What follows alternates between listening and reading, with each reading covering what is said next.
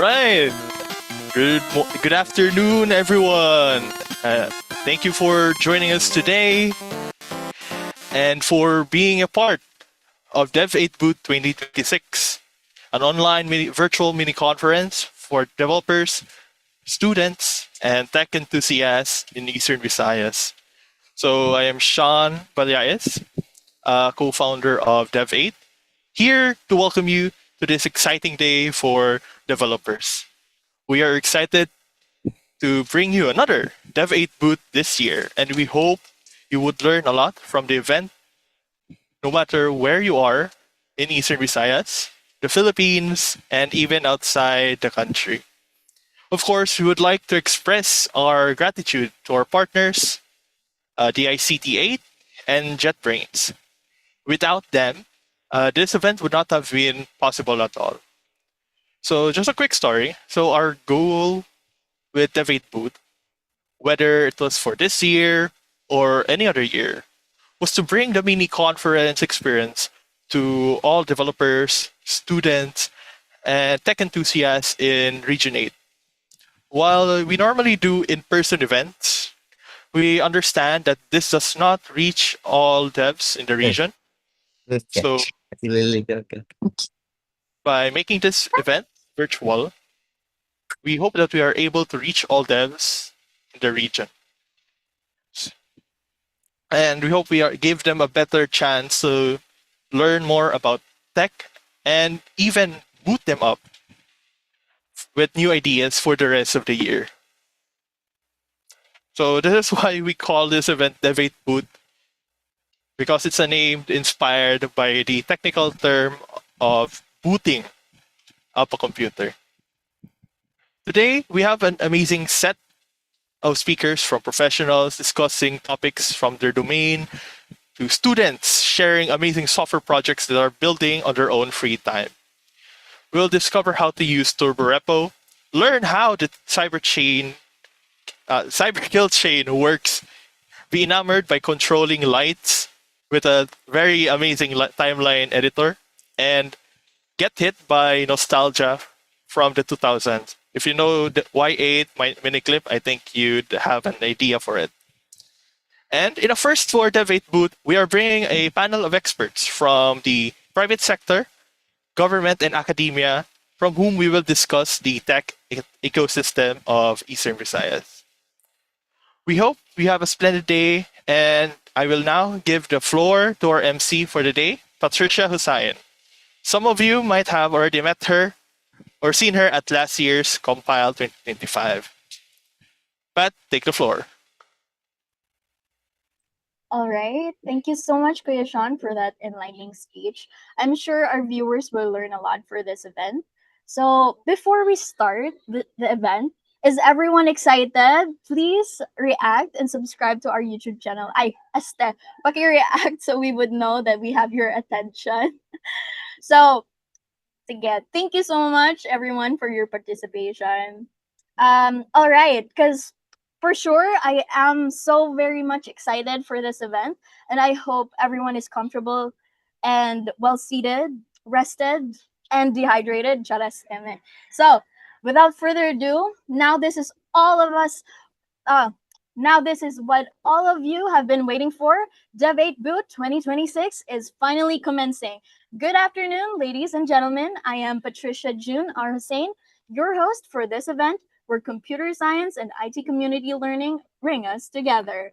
Aspiring and experienced professionals gather here and share tech talks across different topics. So before that, I will introduce you to a true veteran and a seasoned leader whose career is a testament to nearly 3 decades of unwavering commitment to public service and technological advancement. From his foundational work as a field engineer in Biliran and Eastern Samar to his strategic oversight of technical operations, our guest has been a driving force behind the telecommunication landscape of Eastern Visayas. Can you believe that? Currently serving as the OIC Assistant Regional Director of Development of Information and Communications Technology here in Region 8.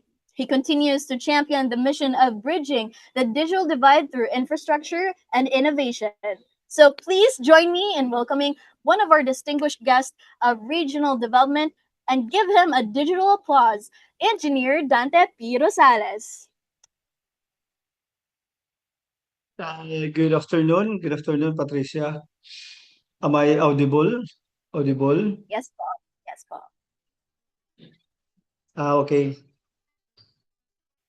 Good afternoon, everyone, to our organizers, facilitators, participants.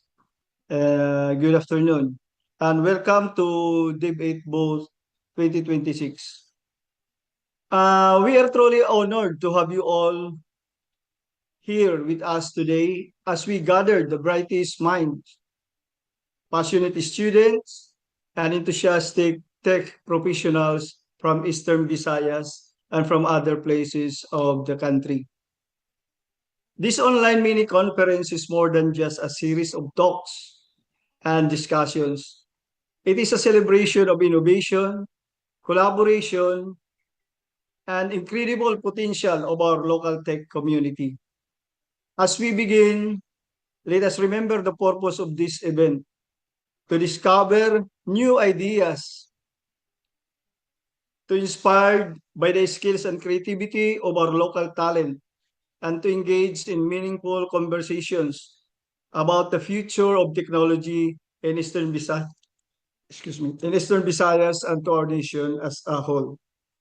Through these platforms, we are breaking barriers of distance and accessibility, ensuring that knowledge and opportunities reach our corner of our region. To our participants, I encourage you to listen with curiosity, share your insights, and take this chance to connect with others who share your passion for technology. Every talk, every demonstration, and every discussion today is a spark that can ignite innovation and growth.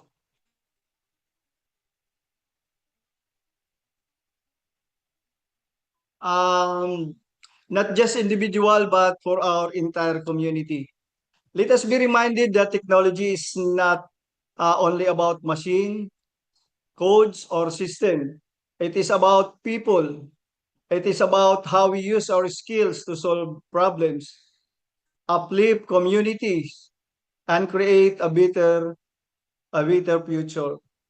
Yes, our region faces real challenges, but our people's talent, creativity, and resilience are just as real. As we kick off today's journey, may this event inspire you to dream bigger, to build bolder, and to believe in the power of collaboration. Together, we can shape a thriving tech ecosystem in Eastern Visayas, one that is inclusive, innovative, and full of impact. With that, I warmly welcome you all to Dev8 BOOT 2026. Let's learn, share, and grow together. Let's do it. Thank you very much and have fun. Have a good day.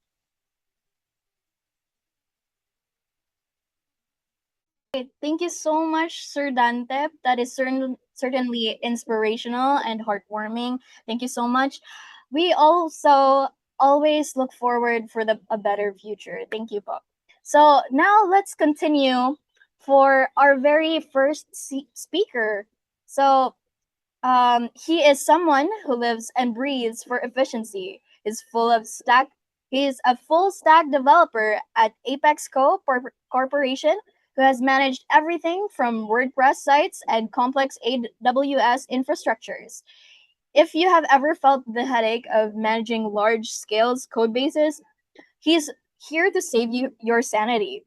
Please welcome Mr. Mark Roland Alueta and his talk entitled Supercharging Your Monorepos with Turbo Repo. Hello, everyone. Can you guys hear me? So, you can just use the React uh, emojis if you can hear me. Okay. All right. So, okay. Good afternoon, everyone. Thank you, Patricia, for introducing me, and uh, welcome all the viewers and especially our guests. My name is Mark. I am a full stack web developer working remotely for a Japanese company. So I will be talking about monorepos and turbo repos. So the talk is supercharging your monorepos with turbo repo. So I won't be discussing longer. So I will skip ahead a lot of things. So let's start. So before we understand what is a monorepo, we have to understand what is a polyrepo. So a polyrepo is just a traditional approach, one repo per app or service. So we as a developer or programmer, and we use GitHub, basically we create, for example, in our visuals here on the right side, we create a repository for a front end framework and for a back end framework and maybe another front end framework, but different purpose. So yeah, this is a definition of a polyrepo. We make 3 repositories for one project. So in the next bullet, you have a React app in one repo, maybe an admin panel in one other repo. So these 3 apps share a lot of the same components and types because Next.js is also React and the other one is also React. So you copy paste them, and then now you're maintaining 2 copies of the same code. So what the issue is, sometimes we have code from different repos that we copy and then have to put it on another repo. So for example, is the backend provides a code that we can also use that in the front end, and we can also use that in the admin. So yeah, that's the one of the issues maybe. So you're copy pasting code and now you're maintaining 2 copies of the same code. So another is you fix a bug in one and then forget to fix it in the other. So when working with a polyrepo setup, when the backend updates, the front end would possibly, you know, have problems because the backend has many changes, has major changes, and the front end doesn't know that there are changes. So yeah, this is an explanation of a polyrepo. So this is like what we do traditionally as developers. So I put a statement here. Polyrepo isn't wrong. It's just where most of us start. Mm. As a beginner in programming and a introduction to Git, this is how we start. So we discussed polyrepo. Next is the monorepo. So from the term mono and then repo, mono singular and then repo is repository. So all your services live in one repository. So in the visual here, you create a Git repository and all your services, all that I mentioned, the front end, the back end, and the another front end code lives on the same repository. So no more copy pasting. Shared code lives in one location or via a packages directory, meaning that you can make a uh locate a directory where all your code live shared code lives there and it can be used from different services. Not a monolith. They just live in the same repo. Your apps are still independent. So sometimes people have confusion about what is monorepo and what is a monolith. An example of a monolith is actually, let's say, maybe Next.js. It's a monolithic framework because it's full stack. It has backend. It has front end. Laravel, for those who are familiar with it, it also is a monolithic framework. So yeah, but we are talking about monorepo. So we are talking about services in one repository. Next is atomic changes, updates in one commit. So since it's only a singular repository, and if you want to make changes in the back end and in the front end, you can just commit those changes into one. So you don't have to like visit another repository and then commit the changes there and then go to the another repository and then commit another changes. You can just do it all in once in one repository. So one npm install or pnpm install sets up everything. So I'm going to showcase to you an example of a monorepo. So don't worry, I'll be giving out a link to the GitHub repository of all the code that I'll be showcasing here in this event. So let's see.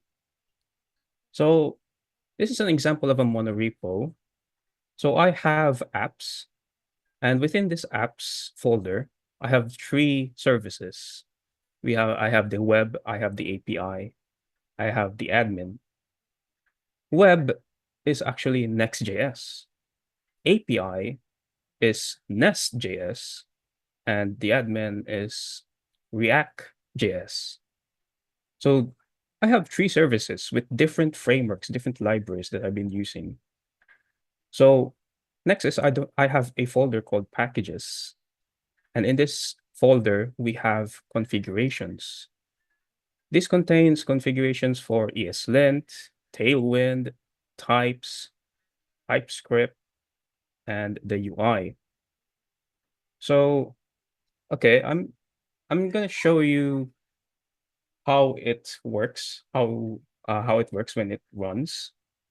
So I'm going to check out monorepo, and the most interesting thing about setting up a monorepo is you can run 3 services at the same time.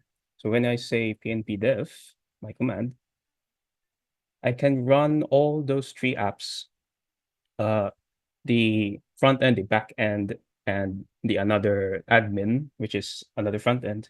Yeah, so I can run them at the same time. So let's see. Let's open a browser. And let's open the Next.js one. So it's going to be localhost 3000. So yeah, I can open the Next.js one, and there's also a button, dark mode.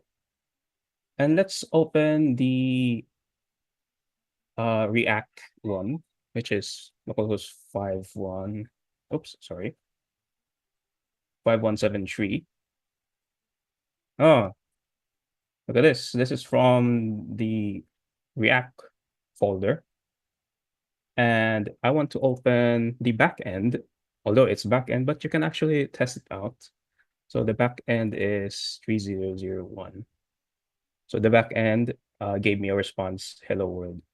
So it is possible to run 3 frameworks at the same time. So that is the kind of benefit in having a monorepo. But there is also another benefit is packages.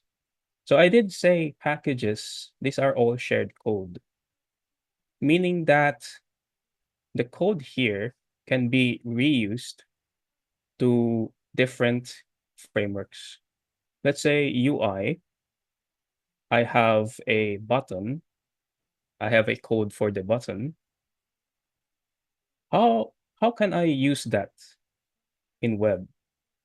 So basically, in package.json, I call out the folder where the button resides, and then if I go to the page, and then that means I can import the button. So basically, I was importing a component from somewhere else, not here in the web folder, like very far apart, like here. So yeah, I can import that button. And then now can be used. So let's go back to the Next.js one. So this is the button. So I'm going to use it in another one. Let's say in admin. This one is React, actually. So I also called it out. I called out the folder where the button resides, and then I go to my app, and here it is. I imported it, and then I use it here. So if I go to the React one, which is 5173, here's it. Button, another button. So it's really fascinating because you don't need to like create a button here in admin and then you have to create a button here in web because that's just too much. We need something to place things as a shared location and then we can reuse it somewhere else. So that is my example for one of the packages here. Others are just configurations and also types. So I have a folder where I put my types here. So like here, user, blah, blah, blah. And that type can actually be used somewhere else. So I used the type and I imported it here, workspace types user. And then, yeah, I've assigned this variable with a type. So yeah, I've made a variable with, I've made an object with values. So yeah, it's doable. So that is the strong advantage of a monorepo. So I can also build them at the same time. So if I run build, they will build the project, build the web, build the API, and build the admin. So yeah, you don't have like a problem with just going through the folder and then you have to build and then going to another folder and you have to build. You can just do it at once. So that is the very strong advantage with doing a monorepo. So I guess that's okay. That's it for the monorepo stuff. So why not just use a monorepo then? So the sharing problem is solved, but a new problem appears. Let's say we assume with 5+ apps. Before this, we showed only 3 apps, which is the API, front end, and the admin. And running build across all of them takes time. Remember, the example that I've shown you is just very small. So maybe imagine if your frameworks become larger and larger, if your website becomes larger and larger, the build time would be incredibly longer. So everything rebuilds every time, even apps you didn't touch. No caching. Same input, same work repeated on every one. No way to skip unchanged apps. If you touch one file, everything still runs. So this is the problem Turbo Repo solves. Okay. So what is Turbo Repo? So Turbo Repo is a build system for JavaScript and TypeScript monorepos. So it's just catered for that. And it is also made by Vercel and it's open source. It sits on top of your existing monorepo and you only need to have small to no rewrites needed. It gives you 3 things: a task pipeline, a defines which tasks depend on which, caching, never runs the same work twice, parallelism, runs independent tasks at the same time. So it doesn't change how you write your code, it just makes your monorepo fast. So that's why it's called turbo repo, because it's turbo. So this is an image that I've taken from their website.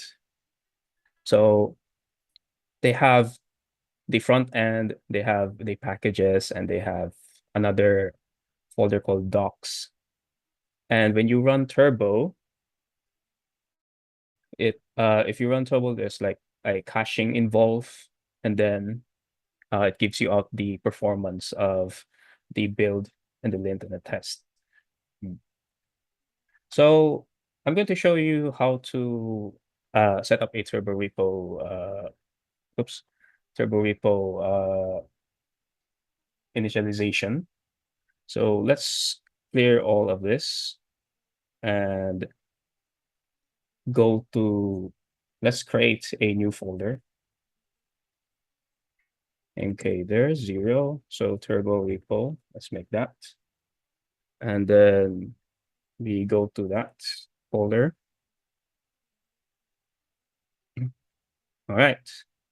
So the installation process for turbo repo is just this. If you're not familiar with PNPM, I suggest you have to research that. But there are actually alternative options. If you use NPM, they have it. If you use Yarn, they have it. But for me personally, I use PNPM.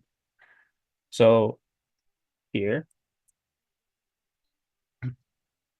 so we're going to install turbo repo. So it also asks what kind of package manager you want to use. So obviously I want to use PNPM. So it's going to download some files. Don't worry, because in this installation, it's actually a monorepo with turbo repo. So it's giving you like a template to work on.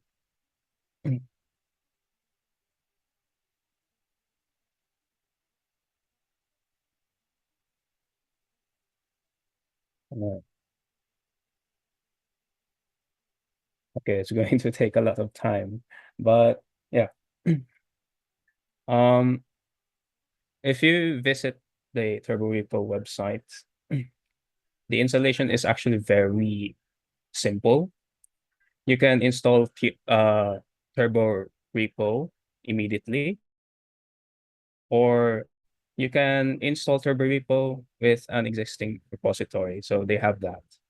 Okay. All right. So it's showing us what services it's going to install, libraries, and it's going to install dependencies on its own. So as you can see, this is a turbo repo template. It has the docs and the web. So both of these are Next.js. And we have like a file here called turbo.json. So this is the only thing that you need, turbo.json. And in the package.json, you'll have to like install turbo, and that's it. So let's test it out. So to run a monorepo using turbo, you only have to type turbo and then turbo dev like that. Okay. So right now, turbo repo gives you a terminal, a custom terminal that you can view. So I can view the web, the logs for web, and I can view the logs for docs. So obviously they're both Next.js, but yeah. So right now they are both running. So we go to browser again, localhost 3000, and then so yeah, turbo repo. So yeah, it's opening, and then we open for the docs one, 01. So yeah, well, there's not actually much difference. It's a template. Okay. So yeah, it has a terminal like this, but if you want to, just like before, we have to close this one and go to turbo.json. If you don't want that kind of terminal, you can just make it into this stream. So if you go to turbo dev again, yeah, it won't show you the exact design of the terminal. It will show you the logs per service. So docs and web. So yeah. So what is the advantage of Turbo Repo, as I mentioned before in the slides? Caching. So if I try to build,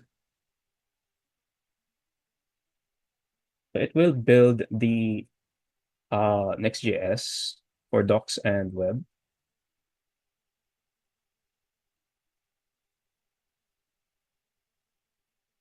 So since this is like the first time it's going to build, so it's going to write the cache for it. So successful build, and if we do it again, okay. So if we did it again, it immediately finishes the build. So meaning that we didn't change anything in our code for docs and web.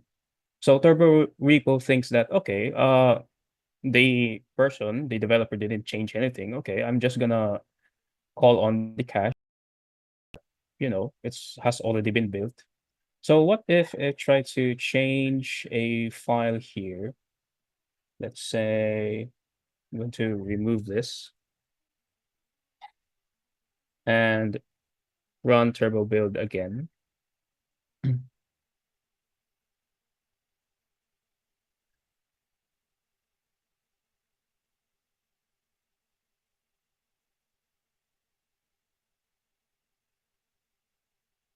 So if you notice that I changed something in, where is it? In docs folder, but not on the web.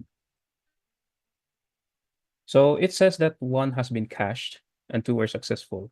So if you notice, the web just immediately finishes, but the docs have to rebuild again, meaning that the web was already cached and there were no changes. So Turbo Repo understands that, but docs, Turbo Repo notices there is a change in the docs folder with your code, and then have to rebuild it again and then cache it again.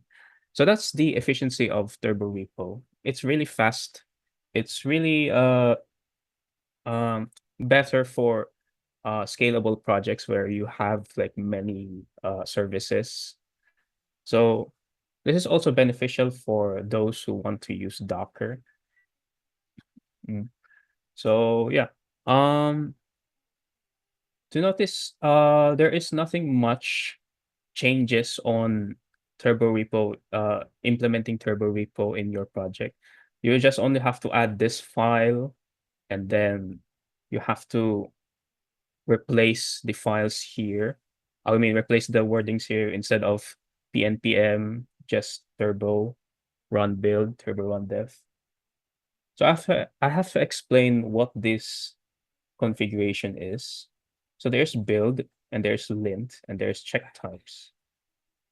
So in turbo build, I have already shown that. So it will cache for the build. It will also cache for the lint.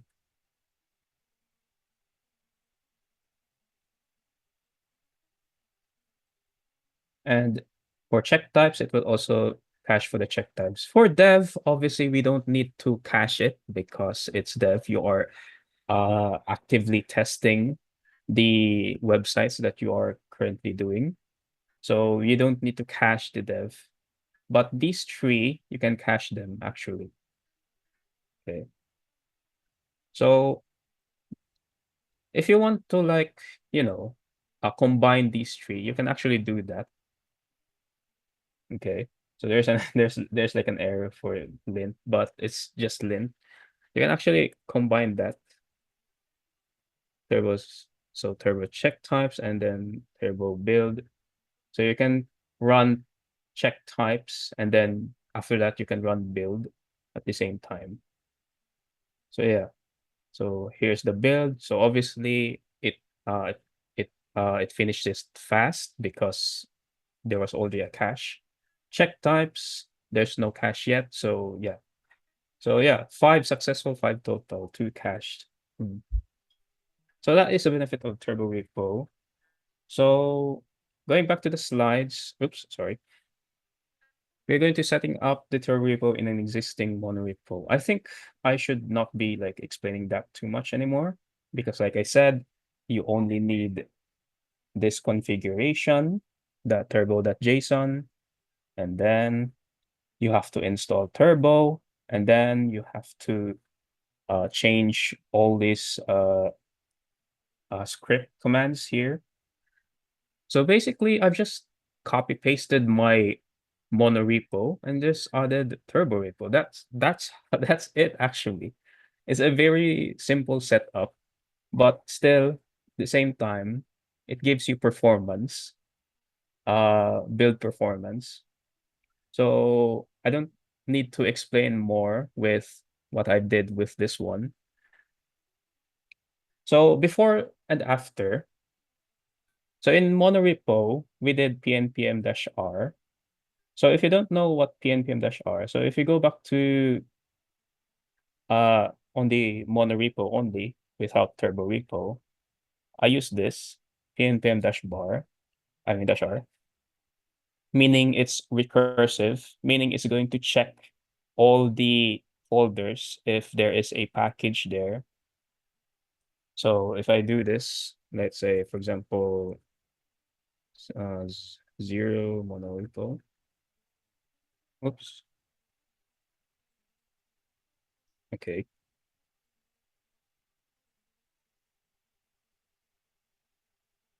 Oops. Okay. Oh wait, no, it's 1. Put 0.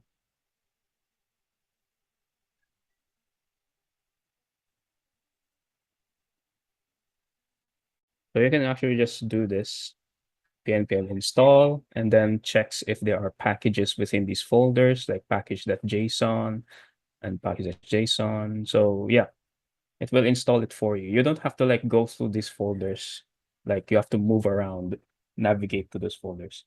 But if you have turbo repo, you actually don't need to do this because in turbo repo, this is what you need actually. Okay. So monorepo and then turbo caching. So in a standard monorepo, it doesn't have caching. It doesn't skip unchanged apps, so it has to build again. With turbo repo, it can config added, turbo reason.json, and then new dependency added is turbo at the workspace root. That's it. That's the only thing that you can do to migrate to turbo repo. So the key takeaways is PNP Workspace solves sharing. So in a monorepo, yeah, it solves sharing. Configs and types are packages too. So like I said, I show you that you can put all your shared code there. Turbo repo solves speed. Caching means you never rebuild what hasn't been changed. As again, adding turbo repo to an existing mono is one config file and one dependency. Okay. And the monorepo structure stays the same.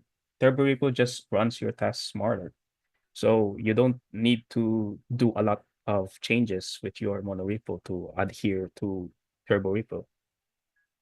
So next is, oops, should you use monorepo or should you add turbo repo? So use a monorepo when 2 or more apps share components, types, and configs, like I said.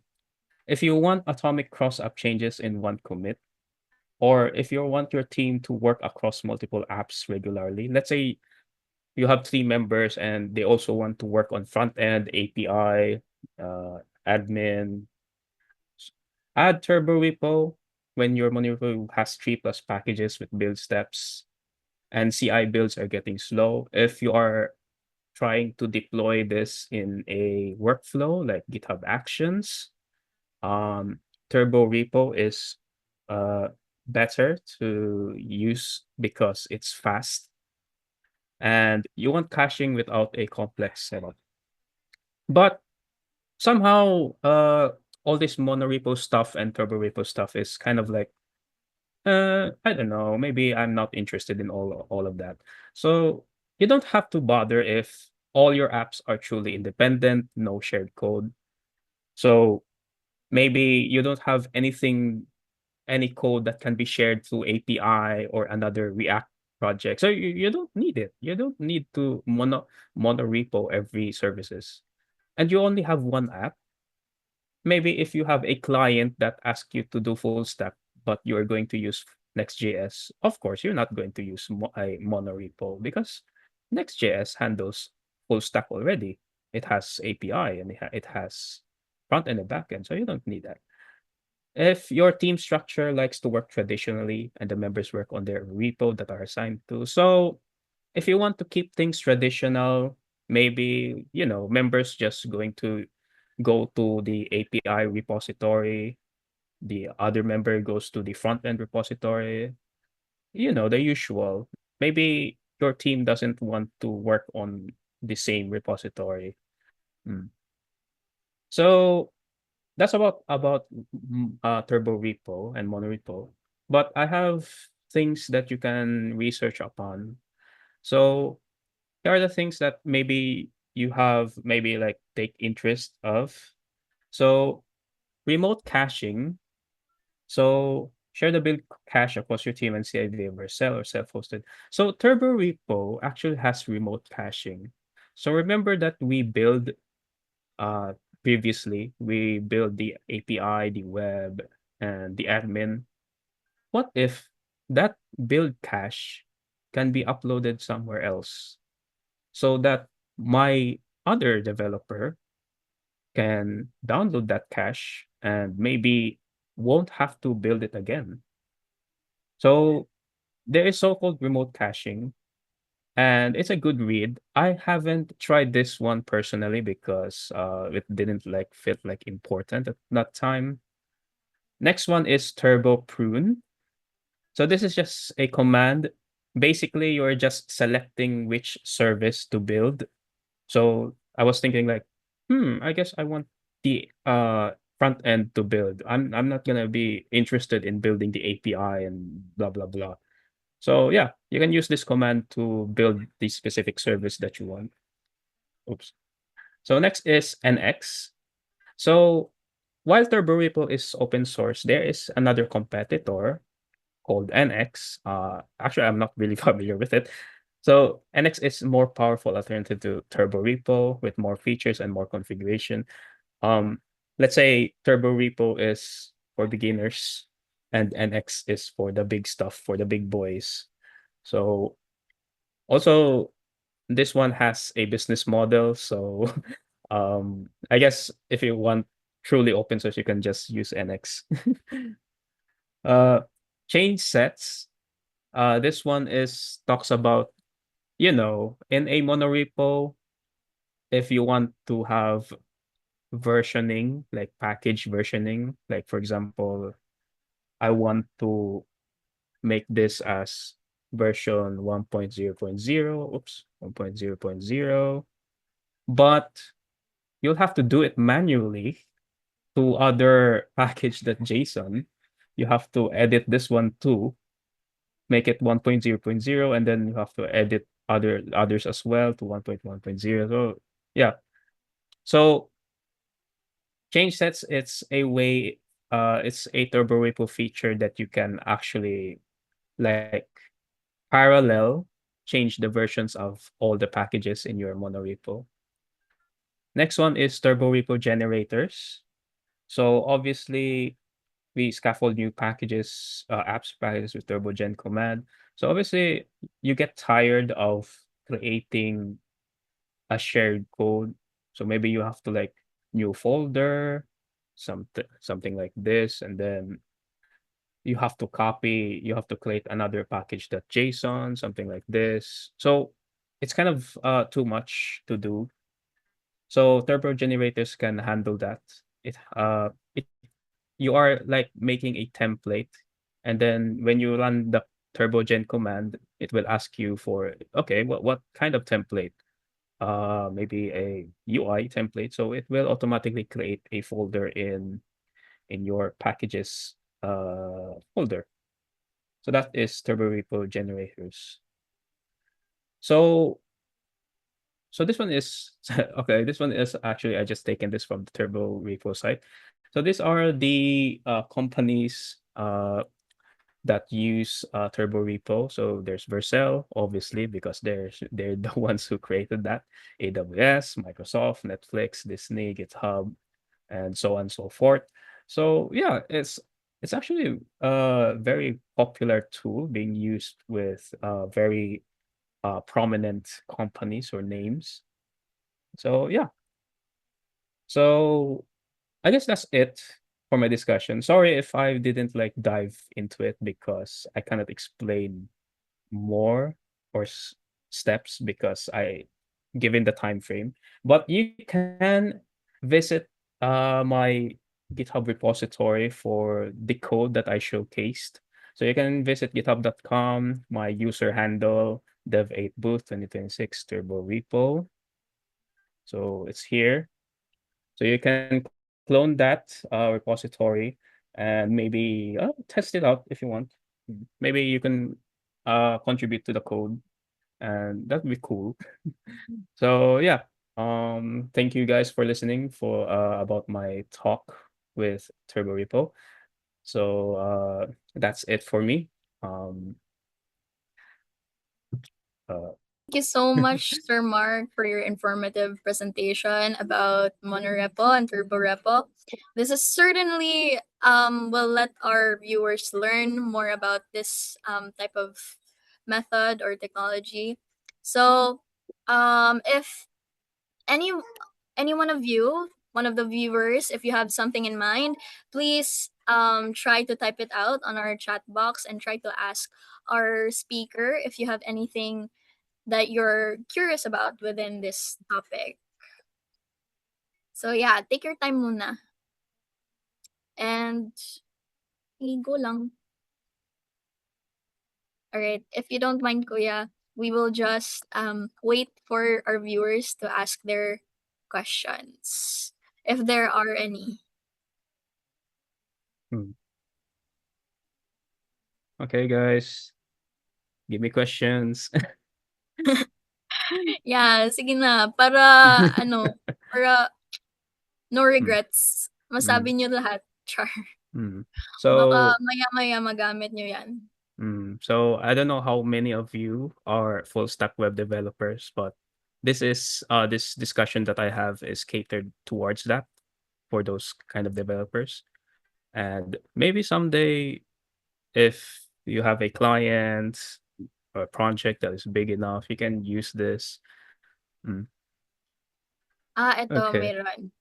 How many Uh, times did the project deploy when using monorepo or turborepo approach?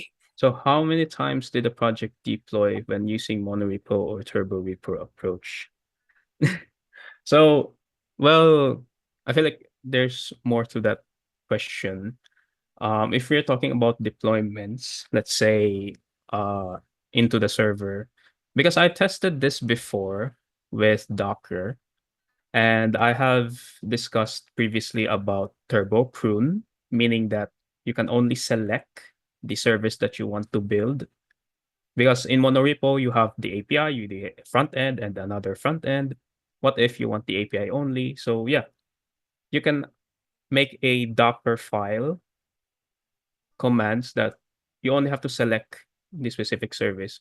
So it's not that the same that you have to do with a non-monorepo approach. Hmm.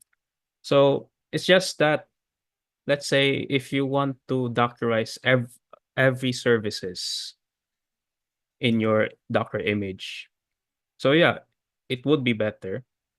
And just like I said in remote caching, if you have remote caching, it would also be better because when you run your CI, GitHub Actions, and in your CI will fetch the remote cache and it will know that, okay, I have done this before. So yeah, I'm gonna skip this. so, so yeah, it's kind of a beneficial for CIs actually with the turbo repo stuff. Um okay, does that answer your question? So, I think pretty much that answers it. Pero again, kuya, like I want to actually ask about task pipeline. Ano to? Can you remind me what it does? Your task pipeline. In the turbo repo management, like in a turbo repo managed monorepo, how does task pipeline in turbo JSON differ from traditional npm script? Baga, ganun ba? Okay. Well, I've showcased the task, the example of the length and then the check types. If I have to like share again my screen. Sure. No Okay. worries. So in the Turbo JSON, you have length, you have format, and you have check types. Basically, these are actually just tasks that you want to do. So if you want to check the types of every TypeScript application here, because this is a React TypeScript, this one is Nest.js, and this one is Next.js. So obviously they both have TypeScript. So Mm. what if you want to check the types all together? So that's the purpose. Turbo check types. You have to check the types in parallel. Oh, sorry. I'm in the wrong folder. Oops.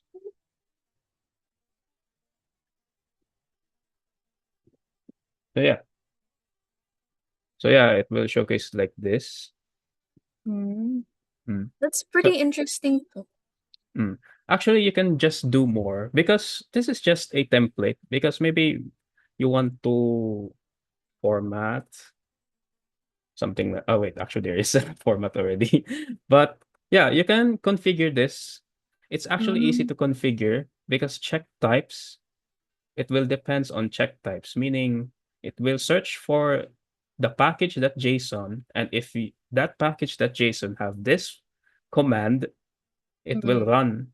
So every service that I have, package.json, check types, and then API. There's also, where is it? Check types also. And then in web, there's also check types also. Something like So that. basically, you just customize however you want. Mm, Kun so, mm, baga, so basically, I just don't need to go through the folder to run the check types. I just mm, have to like run it in parallel all together. That's what I meant. okay. So basically, may dalahiya code to just do everything all together, not just individually per folder Mm, of file. mm, mm, Yeah, okay. So mm, anyone, may da pa kamo curious or something, mm, ganon, para may chika-chika tayo dito. mm. For those who are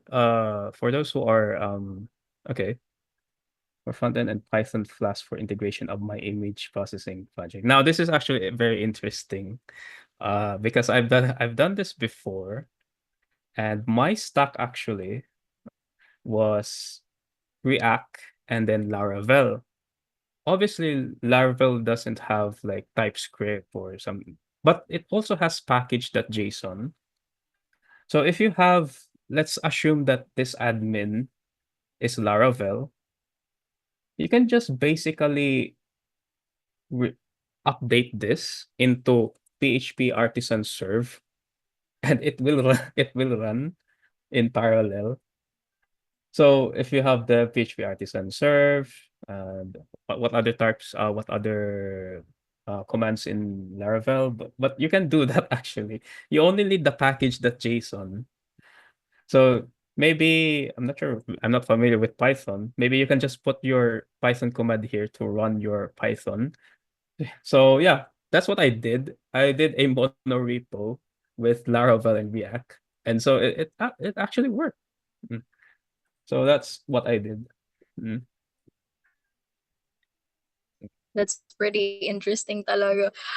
Sana all maraming alam. Charis. Pero like, that's really interesting. Kay, honestly, I've been trying to learn Laravel recently. we talked about this, 'di ba? Nung Mm-mm. sync. Grabe, parang pag-dive in ko talaga sa Laravel, parang I kinda this repo and then monorepo probably Mm. magagamitan ba hiya for class or Mm. class projects? Yeah, well, like I've said in my slides, it depends on you on what your team like prefer. Maybe one person wants to do back end, one person wants to do front end, and you agree, all of you agree to work on one repository. Mm. Or, but if you don't want a single repository, maybe you want to split Mm. repository for backend, repository for front end. I mean, it depends on Mm. you guys. But since the tech stack is Laravel and React, I don't think Mm. it's necessary to have what do you call this, to combine them as a monorepo, because monorepo and turborepo is catered to JavaScript and TypeScript Mm. projects. Although it works, as I shown, I don't know. It's not necessary for me to put Laravel and React all together. Maybe it can Tama. be just separate. Mm, Yeah, thank you so much, Kuya. We mm, will move on now to our next mm. speaker. So, thank you Thank so you. much. We definitely learned a lot. So, Mm, let us conclude to that. mm, So, all right. Um, Up next, we're pivoting from the professional dev environment to the digital programming creativity has to offer. You could think back to the early 2000s, the golden age of Newgrounds and Y8, if anyone of you is familiar, where anyone can create and share games to the world. Our next speaker is a second year BSIT student and an aspiring game developer who believes programming should be fun. He will be talking about his built all-in-one ecosystem featuring his Toad engine, ARCTOAD. Now, without further ado, let's welcome Chris Joel Abesamis and his talk, ARCTOAD, an educational platform for games. So, let's give him a round of applause, everyone. You. Can anyone hear me? Yes, po. Yes, po. Okay, good, good. Okay, so I'm a bit nervous and this is actually my first time. So um, wait, just give me a sec. I need to do something. Can anyone see my screen, my presentation?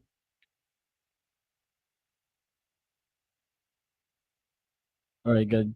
Okay, so I am Chris Bisamis, as you already know, and today I'll be talking about my actual project, ArcToad, which is actually like a wait. Let me use. There we go. So ArcToad is not a frog. It is an online community platform designed for artists, game developers, writers, and musicians who create, publish, and share their ideas, masterpieces. So ArcToad, in short, like is basically like Roblox, where you can share or publish your games, projects, and everything. And that's basically it. However, what makes this different is that it has a built-in game engine, which is TOADCODE, and I'll be tackling that later on if I can. So, what makes ArcToad different? It's actually because it is a built-in website, so you don't need to install anything, and you can create your games directly within the Toad engine. You don't actually need a another game engine to make your games, because it is already provided in the website. It has built-in tools such as like a software for music and uh, another art software. If any of you want to use it and you don't need to download another app for it, and you can just use the Arctode's built-in tools.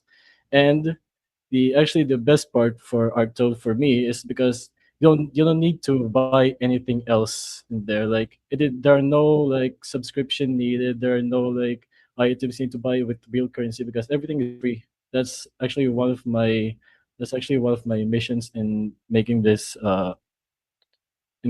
project because I actually I actually like hate actually hate like subscriptions and everything because I just hate it. No need to ask questions about that. And moving on. So over here I'm gonna be talking about my Toad engine. This is actually very special to me because as a game developer, actually not actual game developer yet, but an aspiring one, is because Toad engine is basically a design for beginner friendlies or for beginners who are like looking forward for a good and easy to use game engine for them to like create games and everything. So that's actually it. Or should I say it's like Scratch had a baby and that's how he was born. And one unique feature about Toad Engine is because I use the function from scratch, like they drag and drop those code blocks and to make actions and to like make their art move. So which is basically drag and drop code blocks with an integrated scripting terminal. And with this scripting terminal, you can like edit you can actually like edit some of the parts of the code if you want, or you can just leave it by itself. And now I'm about to tell you guys a quick story, just a quick story. And I don't need to like make it long or anything because it's actually pretty short. So on how I created or how did I get the idea of ARCTOAD is because during like last year when I was about to like have a mini capstone, I was very like I was very I was actually not prepared by that. So I went to my friends, like my friend Hertz. If you guys didn't know him, he's actually one of my friends. He's also a developer. So I went to him. I was like, "Yo, what should I make for my capstone project? Because I'm kind of stuck." It was like, "Oh no, just make just make anything. Actually, it can be like it can be like random projects and stuff." So I was like, "Nah, bro, I need to be unique. I need to be creative." So I think of one problem that is like what I actually like focus or struggle, which is game development. Because I myself want to become a developer. But how can I become a game developer when I don't know how to code? So I was like, what if I create a website or a software any where any beginners can learn how to program or can learn how to create games. So that's how I got the idea ARCTOAD. However, Hertz actually created the name ARCTOAD because he likes frogs and it is like snowing and stuff. That's it. So it's basically like his favorite, like frogs and toads. And moving forward, so I'm just gonna show you guys a web demo of ARCTOAD because I think you guys are probably like thinking like, huh, what does he mean by that? So without further ado, I'm just gonna go right in. So this is basically ArcToad. Can you guys see my screen, or can you guys see ArcToad? Okay, thanks. I'm just making sure because maybe it's just a blank screen. So this is ArcToad's landing page. This is his actual landing page, and the design I got is actually from. If you don't know this, it's actually like from Newgrounds, and this is it. Over here, you can see the users' videos and stuff, their published games, audios, and stories. Over here are their music, their gallery, and this is where they can enter some groups so they can brainstorm on ideas. And over here are the teams. A so this is me. This is the co-founder Hertz, like my friend mentioned earlier, and these are my friends. And that's basically it. And over here is my profile. just a bare profile. So this is overall this is ARCTOAD overall, and I'm just gonna go straight to the Toad engine where you guys are kind of excited. So this here is the game engine, which is I'm actually sorry for the design. It's actually still a prototype. I'm still working on the design and all the mechanics and everything. So over here are your assets. This is actually built-in assets that I like implemented, so you can't change any of them. So and how this works over here is like your mini playground, and you can use this, click any asset you want, and over here you can just place them if you want to create a world. So this is basically like your map editor. You can also like zoom in and everything if you can see them properly. Over here we can place Mario and all of the obstacles near him. So this is basically the main editor. And over here are like the the editing for your sprites and for your assets. Like over here is the like you can edit them out. And over here are the sprites where you can create your characters. And over here we go to code. Let's say that you enter all of your edits or your map and your layouts. You want to go to code and click any asset. Let's click Mario. And over here is where you can put functions or put actions within the character. Like let's say you want him to move, and you just have to drag the motion block on its playground, and it already has its built-in code. So it's either you want to like stay, or you can just leave it by its own, or you want to create something or edit something out, and it will actually like whatever you input in the code, it will actually transmit to the actual sprite. Like if you want him to move, you just add a motion block, or if you want to add controls, and you can drag and drop the control block, which is over here. And let's say you've done everything, you finished putting like codes and functions to your sprite and your assets. So what you want to do now is if you want to run the game, you just have to press run. And this is just an example of the game that you created. It's just an example, guys. Chill. This is not the creative version. So this is like the like your game that you created. Let's just say that you created the game, and this is gonna be like its output. I think that's all like showcase to you guys. And we're just gonna go back to my Arcto website. So I'm gonna just go back to my presentation.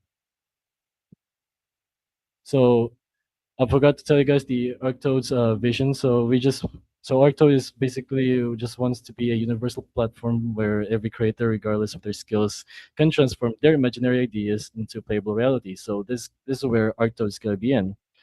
And of course, my mission is to like normalize game development through a collaborative web-based designs platform that enables aspiring creators to build their own masterpieces.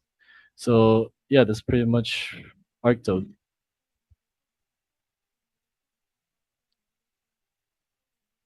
And thank you so much for that very informative presentation.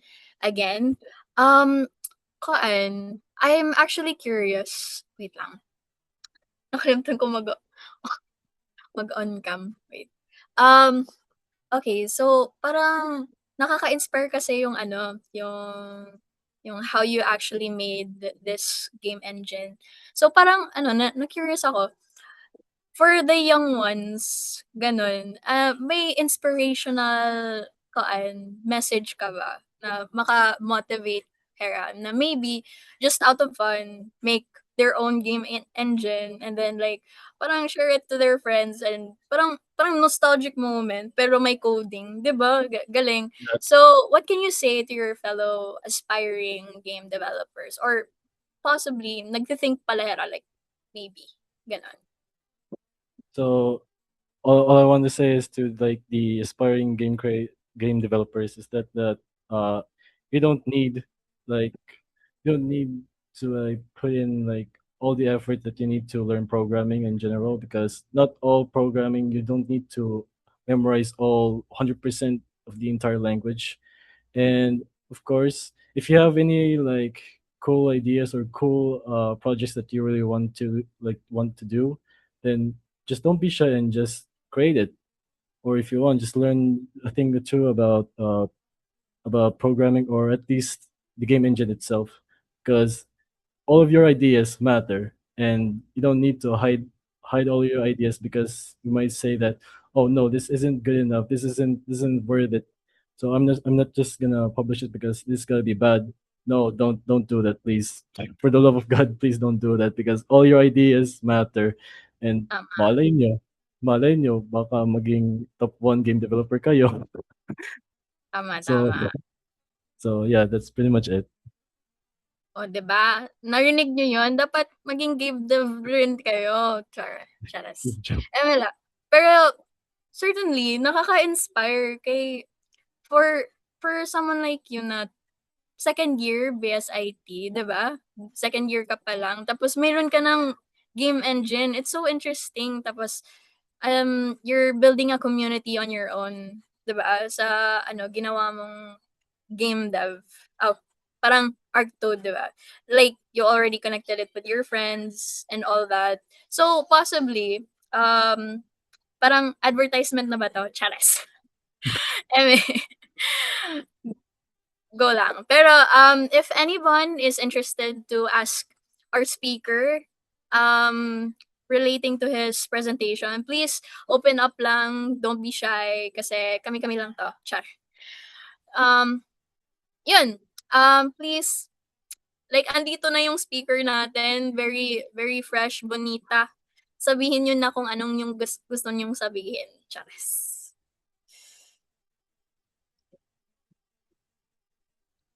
Um, Sige na guys. Tapos like, 'di ba hindi ka marunong mag-code? So parang paano nga yun? Paano mo nagawa 'to? Like, Are you talking to me? oh, hindi. Ay, Actually may sorry po. ghost dito na ka-istorya ko la Emela, sige go. Oh wait, may about to ask. Sige, postpone natin. Is ARCTOAD Sige lang. limited to platformer type of games? Ganun po ba? Sa tingin mo? Like it is like limited to like all the games, like it's only like available for platform ba? Is that what you mean?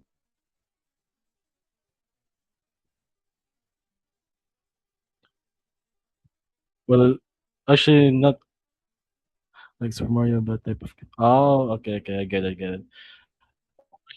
Yes, that's only like that's one of my limitations. I don't want to like make it 3D or go further above that. It's because I just want it to be like more simple. Like we don't, because for me 3D in general, like it's gotta be like very complicated, especially that you have to like put in more work into it. So what's the best way to like uh make a game like actually easy for the beginner developers? Why just go focus on 2D, because it's basically just a flat world, or like just a 2D world, like ganun ba? Because it's actually basta like for me it is more easy. So that's why it's gonna be limited for platformers, like platform games or any games that is involved 2D, like ganun. That's it. Nice. Okay. Simplicity pa. Char. Pero honestly, this reminds me of something na kanan Minecraft nga niya to. I don't know if you know, pero may dato bagahin Minecraft course na you would know how to make a game using C++ ba yun? Like, was it ambot? Pero like, it was interesting. Parang it's giving that. Yeah, and yun. Yeah, yun. Uh, Sa tingin ko, Minecraft education yun. Kasi it's pretty interesting. Kaya bagahan, pagkita ko animo mga box thing. It reminds me of an Minecraft nga ni. It's mm. really educational talaga. Na patigipit mo actually. Yeah. Not gonna lie. So, yun nga. May da pa ba? May da pa ba iba na ma-ask? Yeah, meron pa po ito. Ano? Ni Armelise. Miss Armelis is asking, once you build a game, na-export ba hiya as an X file similar to old Flash games? Yeah, it reminds her of her Y8 days. Yeah, so in short answer, yes, it will actually like export its file, like its game file, because however, I'm still not gonna work on that yet because I'm still working on some of the features. But however, it is gonna be possible. Like my export mo actually yung file ng game, just like the old Flash days. So yeah. It's nice. Convenient, convenient. Andiyan na yung convenience, guys, like na-export mo na. So parang nabulig na kami pag advertise tiyo ko at just. Pero parang sige, parang ano yung masasabi mo to advertise, like fully advertise your game, like encourage people to use it. Just in case interested talaga you're mag-build in era on game using your Yeah. own interface. Wait, ano ulit yung question? Hindi question. More like, wow, grabe order. Yung susugo, char.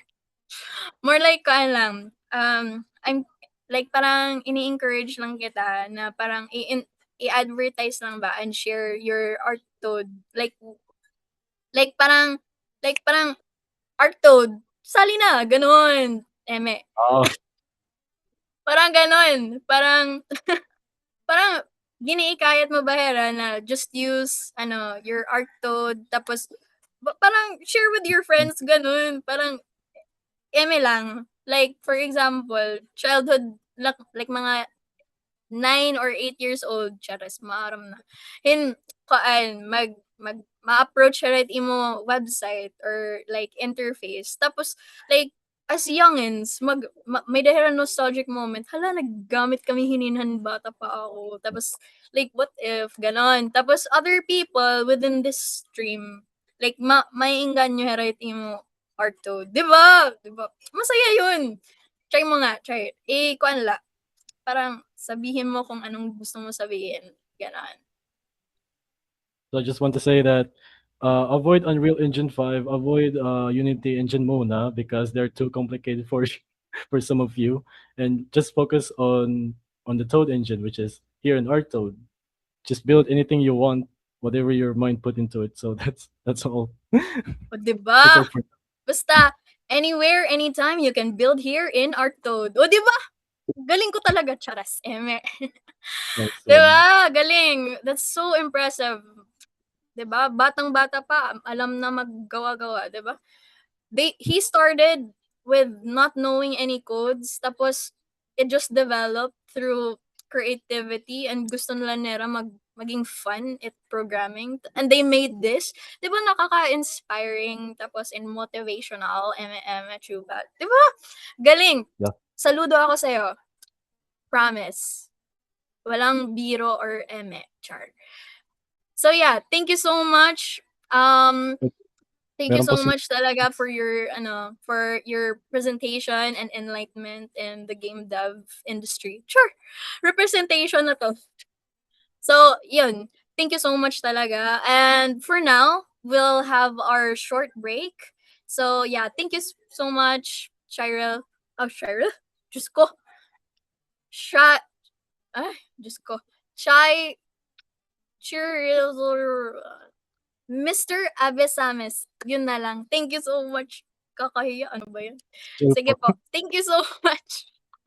Thank you so much. Oh, yeah.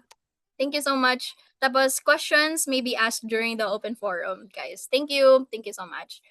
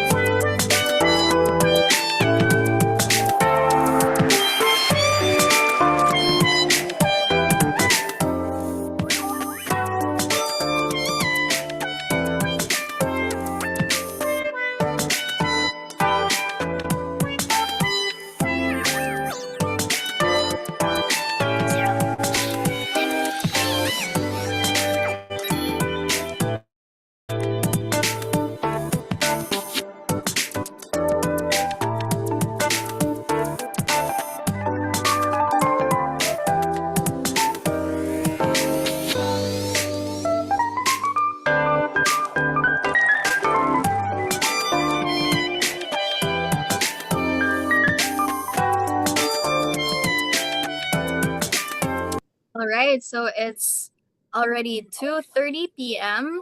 Welcome back. I hope everyone is feeling refreshed, hydrated, and ready for our next session. So, our next speaker is a Network and Security Operations Center analyst at Institute Cybersecurity.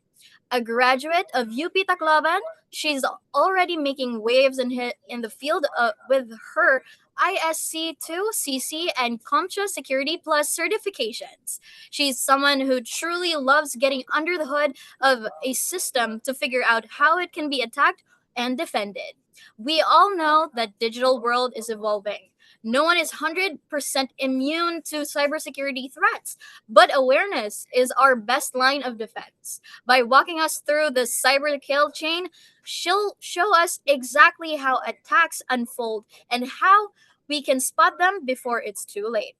This behind the screens and introduction to cyber kill chain with our speaker, I present to you Miss Joan Amancio. Thank you. Thank you so much.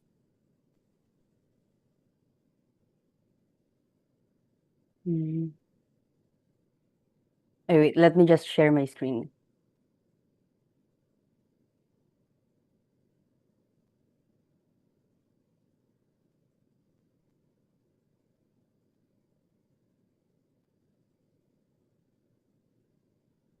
Can you view my screen?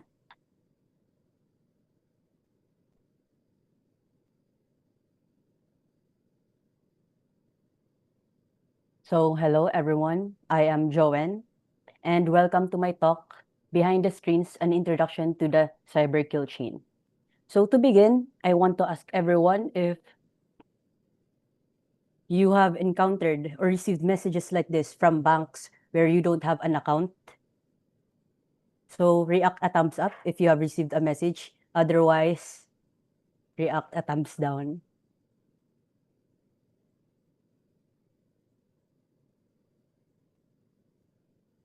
So yes, it seems like almost everyone, including me, have received this type of messages. So since I don't have an account under this bank, I know that this is a scam, and this is just someone impersonating a legitimate bank. However, what if I have an account under this bank and I see that there is an unauthorized transaction? So I will feel scared and worried about my money. So I will click the link. After I click the link, what happens next? So behind the screens, there are attackers and defenders. When you click the link, attackers attempts to fulfill their objectives, which can include taking your account credentials or your money by presenting you form or by having a remote connection to your computer. Meanwhile, defenders, they attempt to detect suspicious behavior and respond to cyber threats. So when there is a suspicious login from an unknown device that is not your device, they inform you. So in today's talk, we'll explore what happens behind the screens by using the framework called the cyber kill chain. So the cyber kill chain will help us understand how attacks unfold and how defenders use them. So let me briefly introduce myself. I am Joanne, and I graduated with a Bachelor of Science in Computer Science from the University of the Philippines, Tacloban College. I have participated in Capture the Flag competitions before finding work, and currently I have 2 cybersecurity certifications, which is ISC2's Certified in Cybersecurity and CompTIA Security Plus. Currently, I am working as a Network and Security Operations Center Analyst at ARCTOAD Cybersecurity, which is a managed security service provider arm of another company headquartered in Singapore. However, I am currently based in the Philippines. So my role involves monitoring and investigating network and security alerts, so I can respond to them or escalate them accordingly to my seniors, among other things.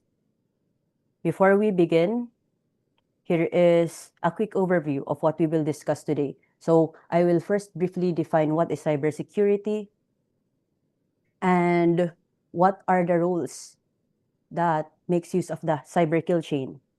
And to better understand cyber kill chain, I will show a simple attack scenario and an example defense scenario before we conclude this talk.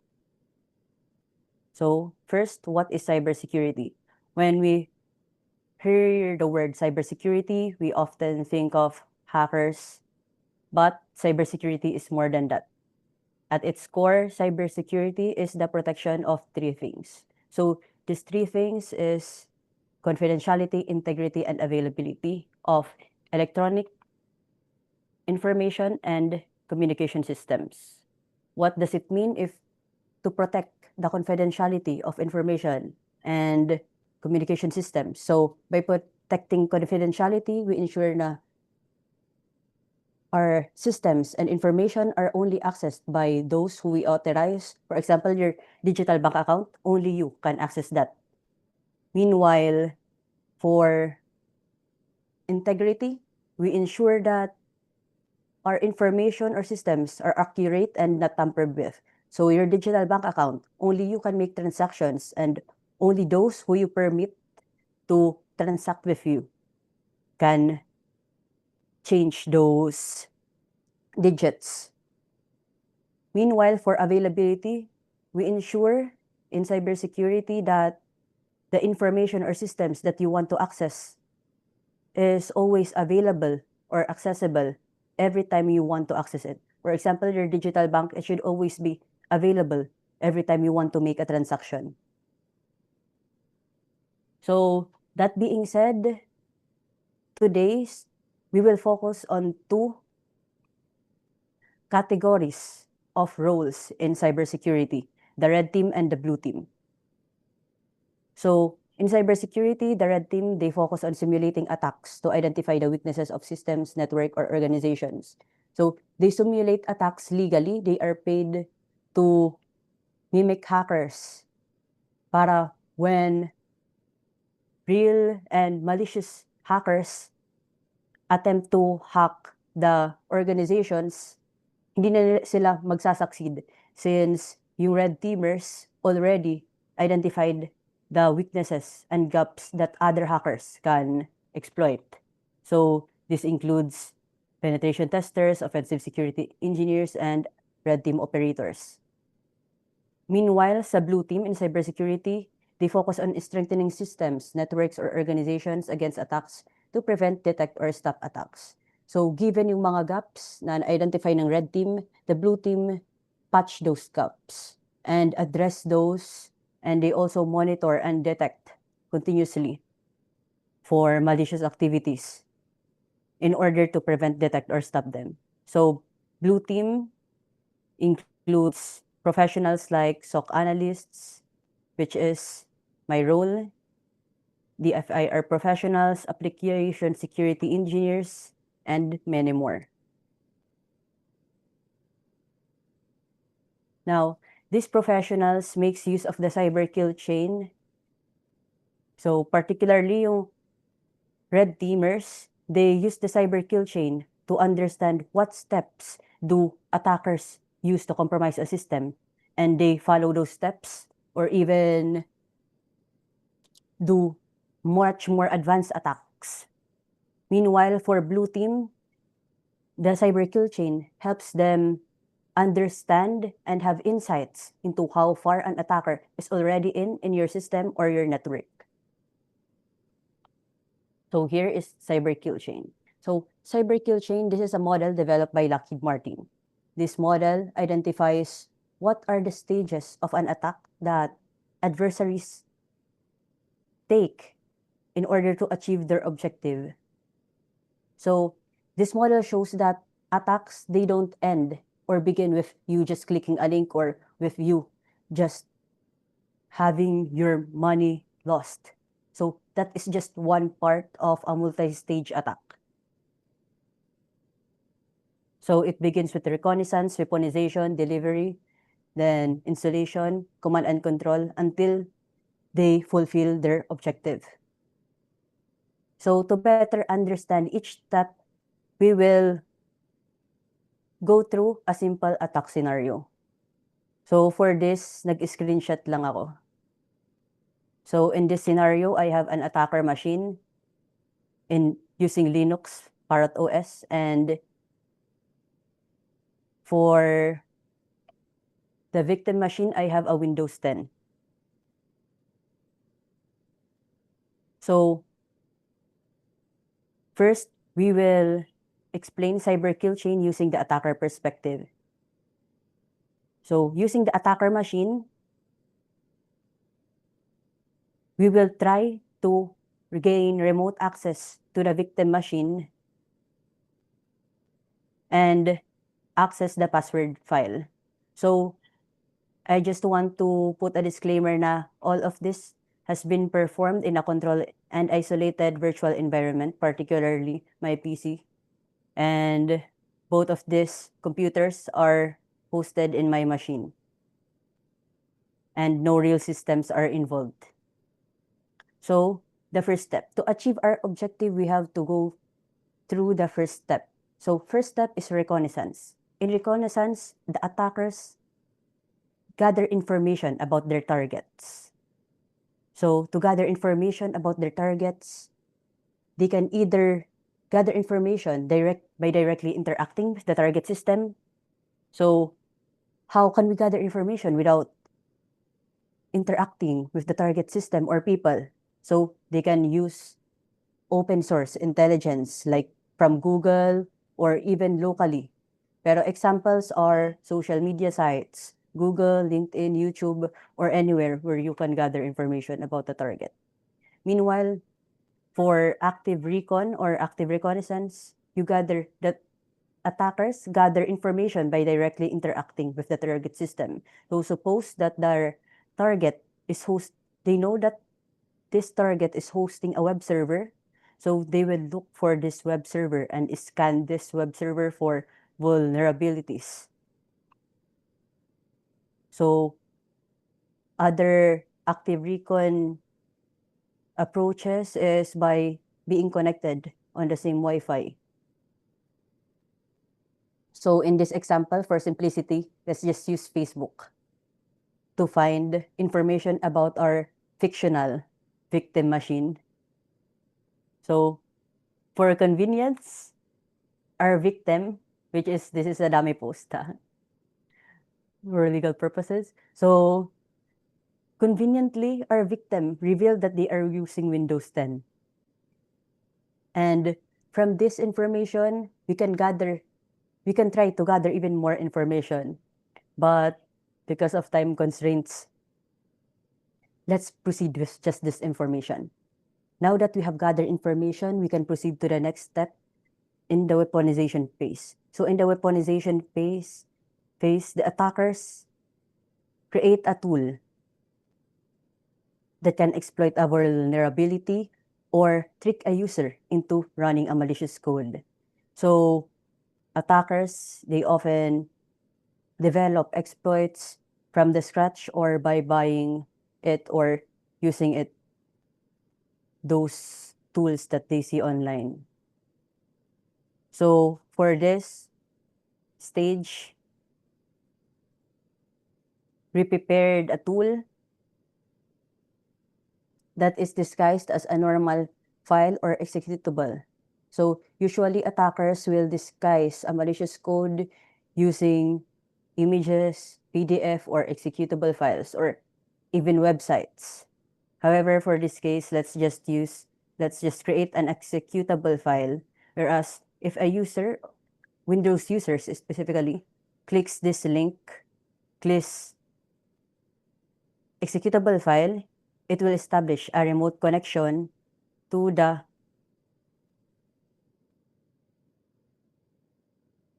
Linux machine that is waiting for a connection.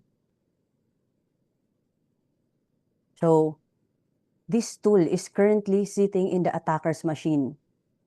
At this point, it is time to proceed to the next step, which is the delivery stage.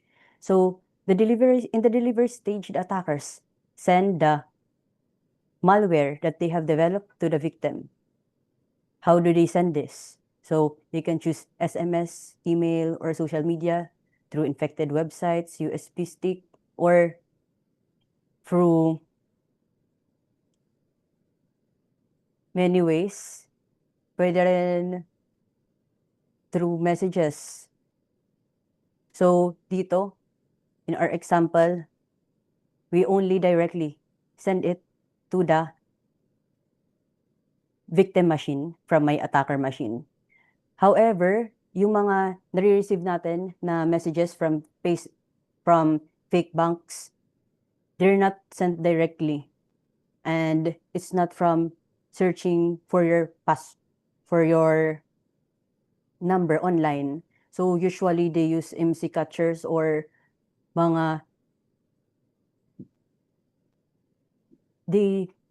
parang they mimic cellular towers. Kaya yung mga attackers ng mga ganun na attack are usually nearby.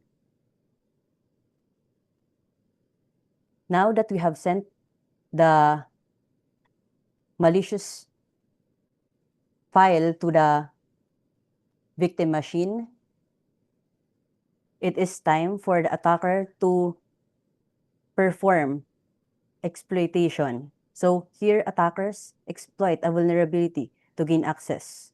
So the vulnerability that they exploit can be a human vulnerability, software, or hardware.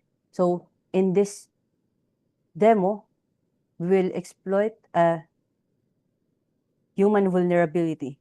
So as well as a software vulnerability, since we know that the user is a Windows user and she or he has an account.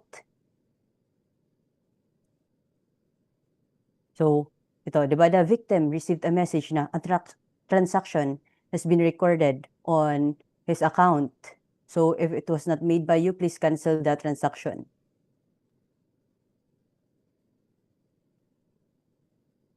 So it seems suspicious.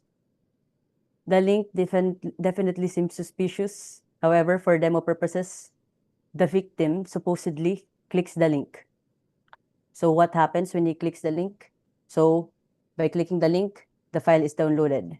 And if we run the file, we are informed that this is unrecognized and might put the PC at risk, which is good for Windows. It means that the security is working well. However, because this is a demo, we will run it anyway. So after running the file, after clicking the link, nothing happened, right? So there's nothing here. There's no bank help manual application running. And if you check the processes, there are no applications running. But if we check details, we see that in the background, bank help manual executable file is running. So at this point, as a victim, we see that there's nothing really suspicious besides a executable file running in the background. I don't really know what it's doing, but there's a lot happening in the background. So since the victim is now compromised, the attacker moves to the installation stage. So after exploiting a human and software vulnerability, it is time to proceed to the installation stage where we aim to provide and maintain access to the victim's machine from the attacker machine through modifications and installations. So usually, yung much more advanced attackers, they will add new tasks sa scheduled tasks, or they will modify mga registry keys or other files para they can persistently access your device, para even if off mo, they will still have access. Pero for this case, because this is just a demo, we only established a remote connection and didn't modify any files. So here from the attacker machine, we see na kanina, we were just listening for a connection. Pero after the user clicked the executable file, we were able to establish a remote connection from the attacker machine to the victim machine. And you see here na we are in the directory ng downloads users admin. So now that a connection has been established, it is time to move to the stage 6 of the cyber kill chain. So in this stage, now na may remote connection na, it's time for the attacker to remotely control and execute commands on the compromised victim's machine. So here, if we execute commands, we see that it works na who am I? Even though I'm using Linux, I see that I now am the victim Windows. I am now in the victim Windows computer as the user admin. And we can also change directory, even though we are from the Linux machine. So here now we have access and we can execute commands. We can now finally achieve our goal of remotely controlling it and taking the content listed in the executable, listed in the passwords file. So all attackers have different objectives. They can have the objective of stealing credentials, exfiltrating data, destroying data or systems, overwriting it, or even just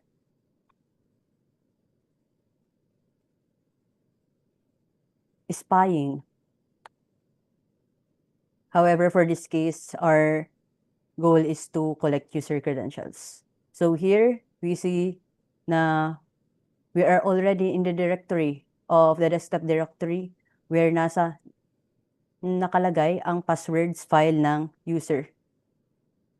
So here, we can output the passwords file and we see the passwords. So this is just a dummy ha. So what you see now is a very yung demo ko ngayon, it was a very simplified scenario ng attack. In the real world, attackers use much more complex methodologies. And sometimes, even if you click the link, there will be no remote connections established. They can either provide you with just a website and a form where you can input your credentials. Meron rin iba na they send you via email ng mga PDF that are compromised. So now that we know the basic stages of the cyber kill chain, at which stage can we stop an attack? So you can comment or send a message. So what do you think? Kung anong stage ba pwede natin mas stop yung attack? Hindi ko basa ang message.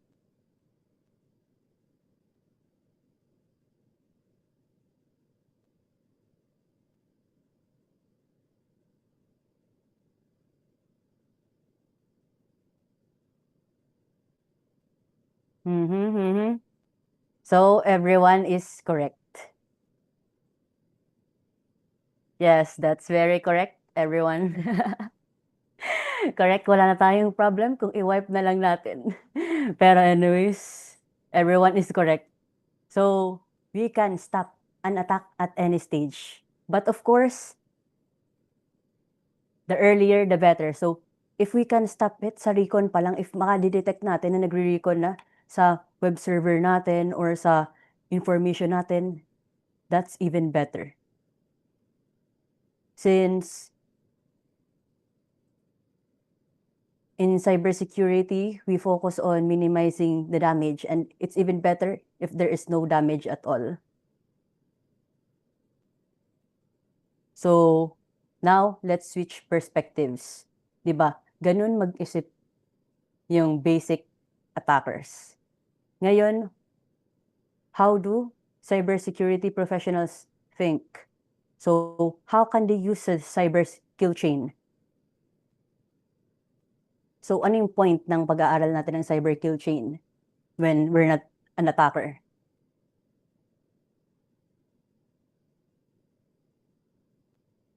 Oh yes, side comment. Yes, correct. Sa recon stage, prevent posting sensitive information online, tapos yung mga web servers, if yung mga ports lang na required yung i-open mo, and we can discuss that later. So we're na, okay, back to the topic. So how do cybersecurity professionals think? So, well, it depends on the specific role ng cybersecurity professional.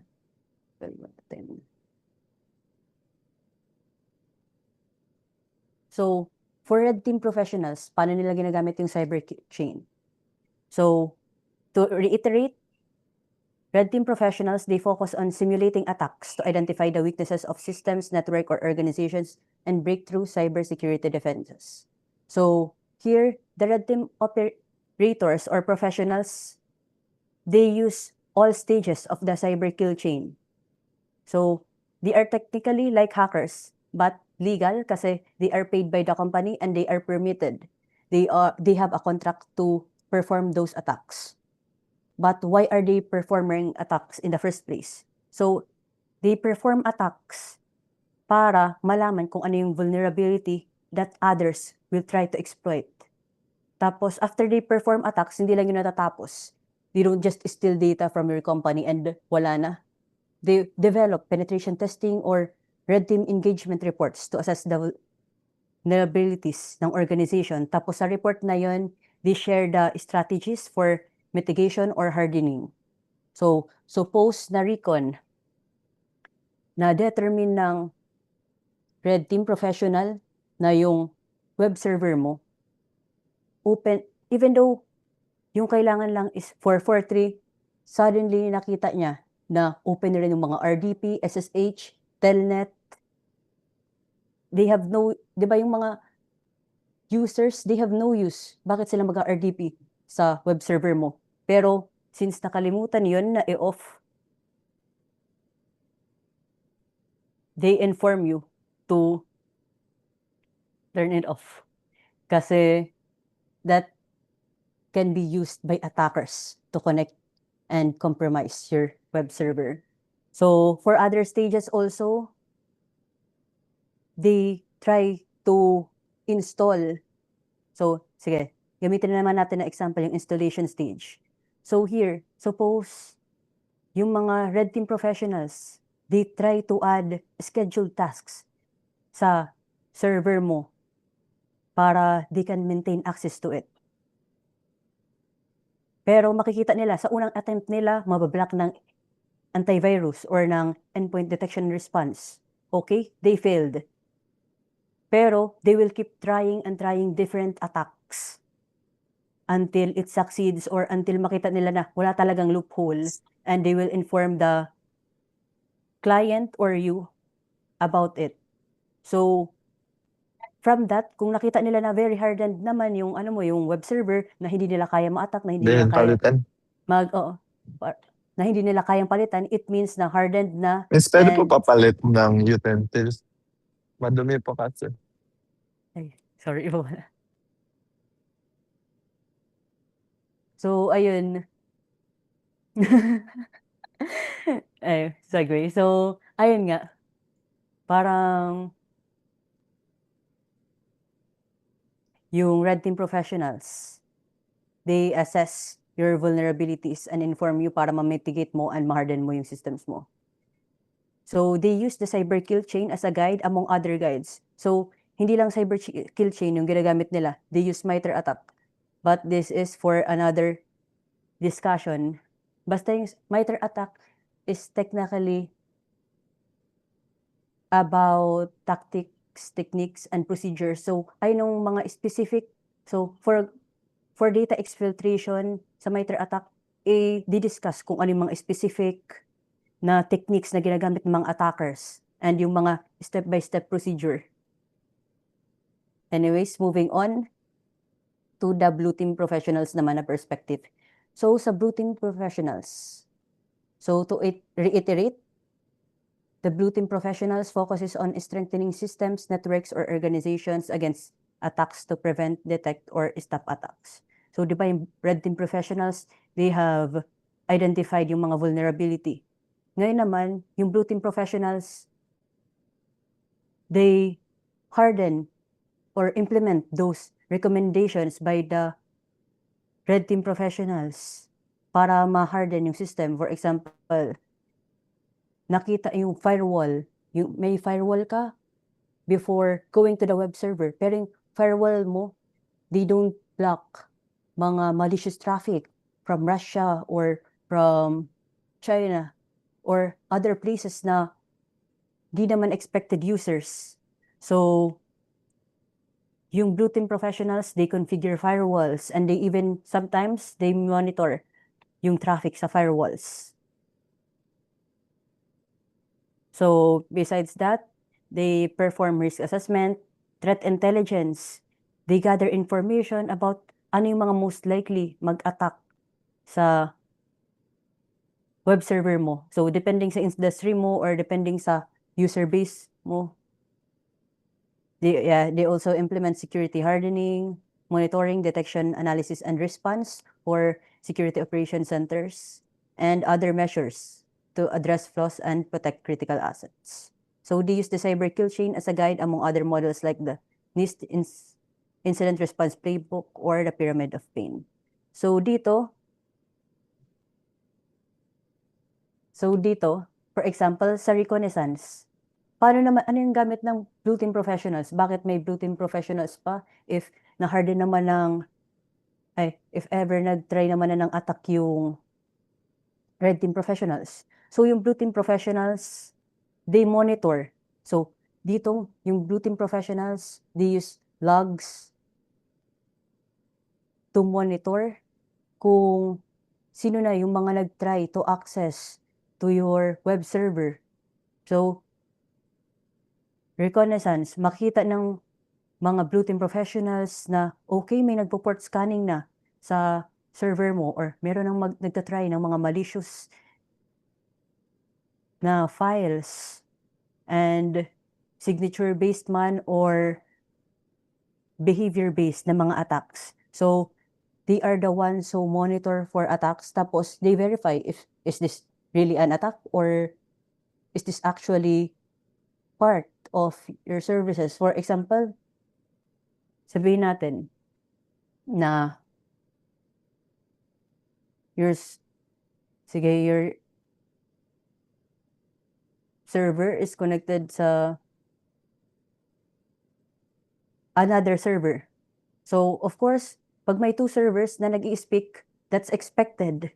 However, kung sa monitoring, mapansin na may third computer, even though dalawa lang dapat na server yung nag-i-speak to each other, may third server na nag-i-speak sa doon na two servers. So, blue team professionals detect that and analyze na part pa rin ba to ng business or hindi. If hindi part ng business, then they perform a remediation or a response. So, best case scenario is block it or depending. It depends kung ano yung impact and kung ano yung mga assets na involved.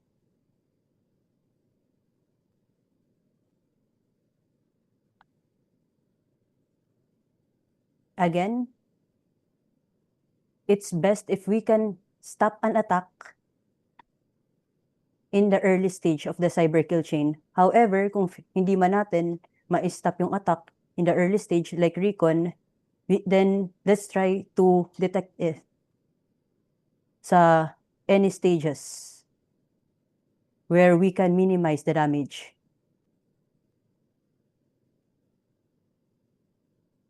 So to conclude, cyber attacks follow a sequence of stages. Hindi natatapos with just one click or with just losing your money. So by understanding the cyber kill chain, defenders can detect and stop attacks earlier and can minimize the damage. So it is important to be aware of this since awareness is the first step to prevention. Additionally, cyber attacks affect everyone. So cyber attacks affect everyone. It does not only happen to those who are hosting web servers, to technology and IT companies. It happens to everyone. So according sa Philippine Threat Landscape Report by Checkpoint Company, from December 2021 to 2024, yung mga critical alerts related to cyber threats affects industries like banking and finance, media, technology, real estate, healthcare, hospitality, energy, and so on, and even schools. Di ba makikita nga natin if you are chronically online like me, makikita natin sa Facebook marami mga data breach involving mga school, government websites, even small businesses. So no one is safe. And when attacks succeed, so it does not only affect yung mga CEO or yung mga heads ng mga institutions, it affects all. So yung student na breach yung data. So since exposed ng personal information niya, they are subject to identity theft. Tapos yung mga iba naman na nag-lose access to their digital bank accounts, they all feel the impact of not having a secure digital world. Kaya, that being said, cybersecurity is everyone's responsibility. And everyone must contribute to protecting the people, systems, and data from cyber attacks. And it can be as simple as just being aware. So thank you, everyone. Again, I am Joanna Mancio, and thank you for listening to my talk, Behind the Screens, an introduction to the cyber kill chain. So if interested kayo sa cybersecurity or if you want to consult anything related to cybersecurity, you can message me on my LinkedIn. And okay, here are the references. All right, thank you so much. That was very helpful for every one of us, especially all of the netizens here. So, yun nga, as time progresses, no, like cybersecurity has been easy. Cyber attacks has been easier for Yes. other people right now. So, like, parang question ko lang, like, are there any like, parang common na na-encounter mo na cyber attacks lately? Because of NDA, I cannot discuss. Sige. Pero, sige, pag Tama personal na lang. Tama naman. Pag personal, I guess yung yung phishing through, di ba yung SMS messages, yung mga banks and mga telco companies, they message na you have to click this link. When in fact, they aren't really the telcos or the banks. Those are just impersonators. And minsan talaga, mahirap ma-differentiate kung totoo ba to or hindi to totoo. Kaya as a safe practice, I just don't click the link. Oh, tama. Tama naman. Think before you click, 'di ba? Yes. Ganun pa naman. So, parang naiisip ko naman, like I feel like very informative na kasi ito yung mga presentation. So, parang may mga question pa ba ako? Char.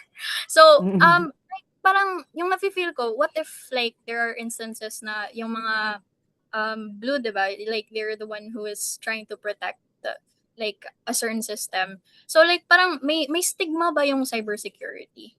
Like kunwari na feel nila ma-secure yung ganitong like incident na attack. May kuan ba? May shame. Yes. Honestly, very problematic yan. Tapos part kasi ng contract, yan, for most companies, part yan na dapat ma-detect as early as possible and may mabibreach talaga na contract tapos masisira yung reputation ng mga those who fail to detect attacks and those who fail to respond, especially kung nag-avail na sila ng mga security operation center services or ng mga penetration testing report na mga engagement.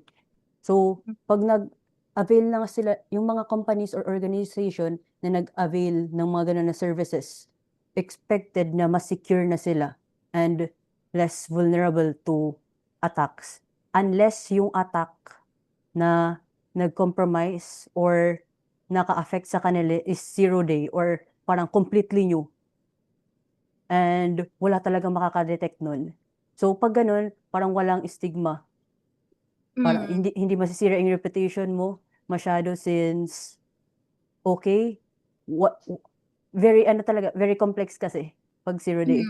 Tama naman. Pero kung kung parang mga sikat na at saka mga common attacks na pero nag-fail pa rin kayo ma-detect yun, then lapse na yun and gaps na yun sa security organization nyo. Alright. We have a question pala from our viewers. May question siya regarding attacks with identity theft.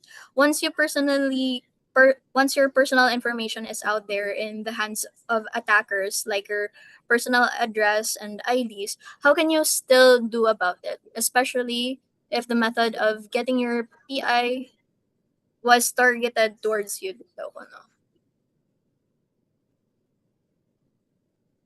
Okay, so sa ganito, I haven't encountered this. Mahirap na kasi yun pag pag nasa Google na, yung ganito, ine-escalate na yan sa mga sa professionals. Like, paano ba? Oh no. Data breaching ba to? Pag data breach, okay, hindi ko pa kasi ito na-experience. Pero,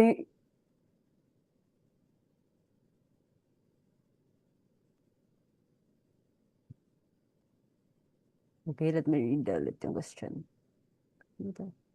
Take your time lang po.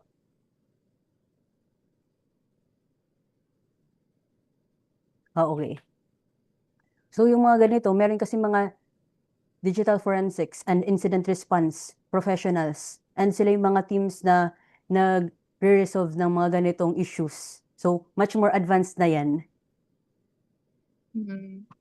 So, Pero I've encountered this actually, like, feel ko ba, I don't know if it's like common na, pero like there are certain people na kunwari accidentally napapakita nila agad, like for 1 second nakikita nila their card on screen, like on live, like tapos immediately nakukuha dayon yung information, hit card baga ATM card, tapos na-breach out dayon, tapos nakukuha yung kwarta, like kung nakuha na ito na information, like impossible na talaga mabawi or may chance pa ba? yung ganyan, yung best case scenario na lang is mag-containment. Kunyari, nakuha naman na yung yung sensitive information mo, then contact the bank na ipa-block na lang para hindi makapag-transact or withdraw yung nakakuha nun. So if like kung wala mo na agapan, like kunwari, like you have no idea na na-breach na pala yung information mo, tapos nakuha na nera, and baga may nahira opportunity to get the money, tapos wari ka kasabot, waray na talaga yung karta. So, you can report pa naman sa mga Bangko Sentral ng Pilipinas or other institutions na involved. For example, pag GCash yan, you can report sa GCash or sa BSP. Okay. That's pretty Tapos, if interesting. you can provide naman enough evidence to show na hindi talaga ikaw yun, tapos kung makita naman nila na from other country or from somewhere na hindi talaga permitted.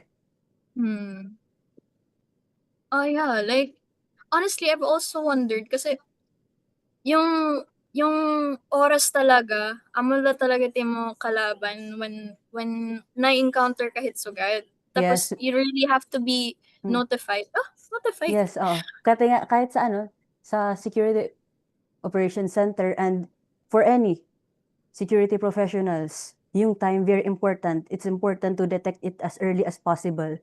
Kasi for example, nasabi natin, meron ng attack 1 hour ago, napansin mo, pero hindi natin investigate. Pinabayaan lang natin, hindi tayo nag-respond, hindi natin blinak, hindi natin contain, tapos na-damage na lang. Very very damaging not only sa client but also to the organization, to the service provider. Tama.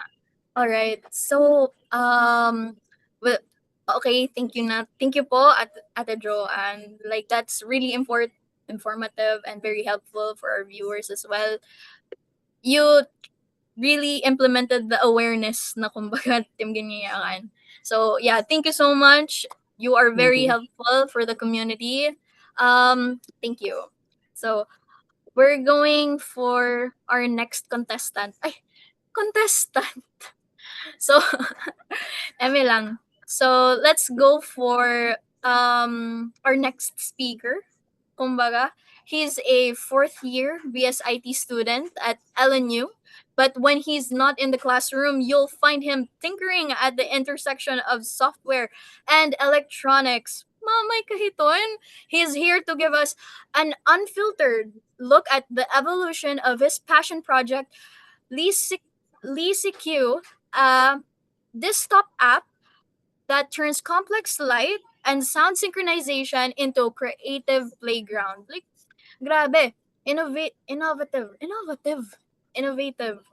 Ano ba yan? Since we last saw him at the 2023 Dev Tech Talks, he's been busy breaking things, fixing them, and adding powerful new features to version 2.0. Whether you're a developer or a fellow tinkerer, get ready to be inspired by the grit it takes to move forward from a prototype to a polished tool. So let's hear it from Jasmer Rivera with his LiSyQ, the journey from version 1. So, yeah. Hello guys. So if you can hear me, kindly react thumbs up or something. Okay. So and now can you guys see me? I guess.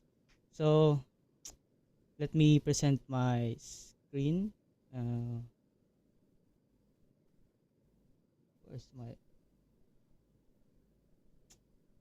it's share, not present. See. Share and stop. Okay. So wait a minute.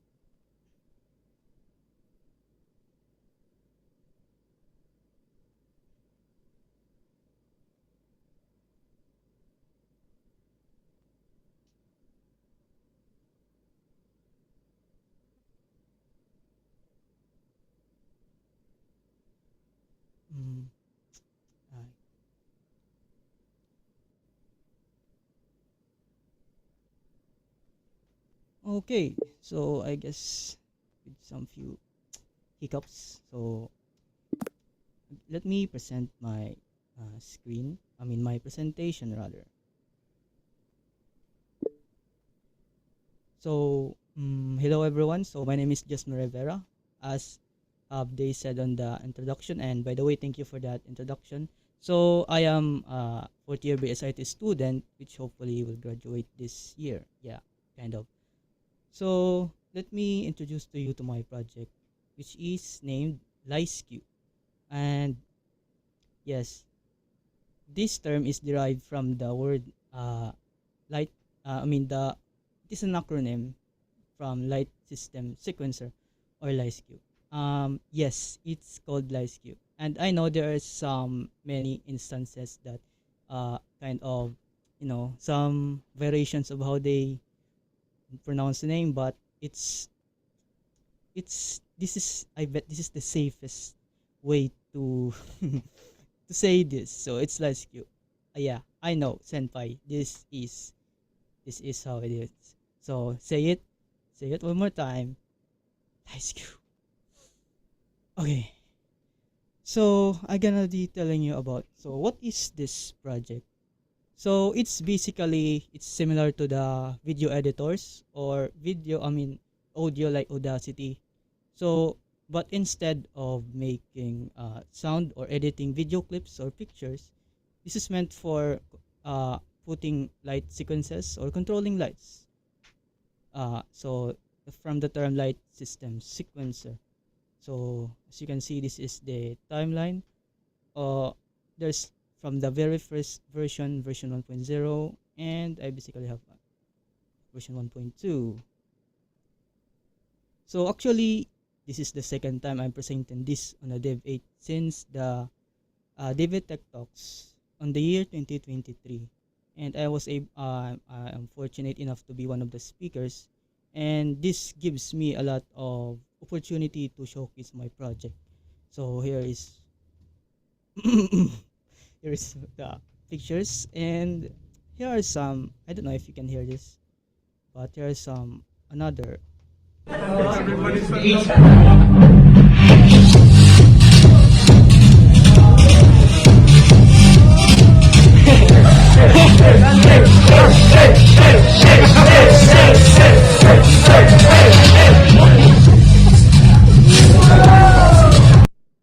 Yeah, enough of that.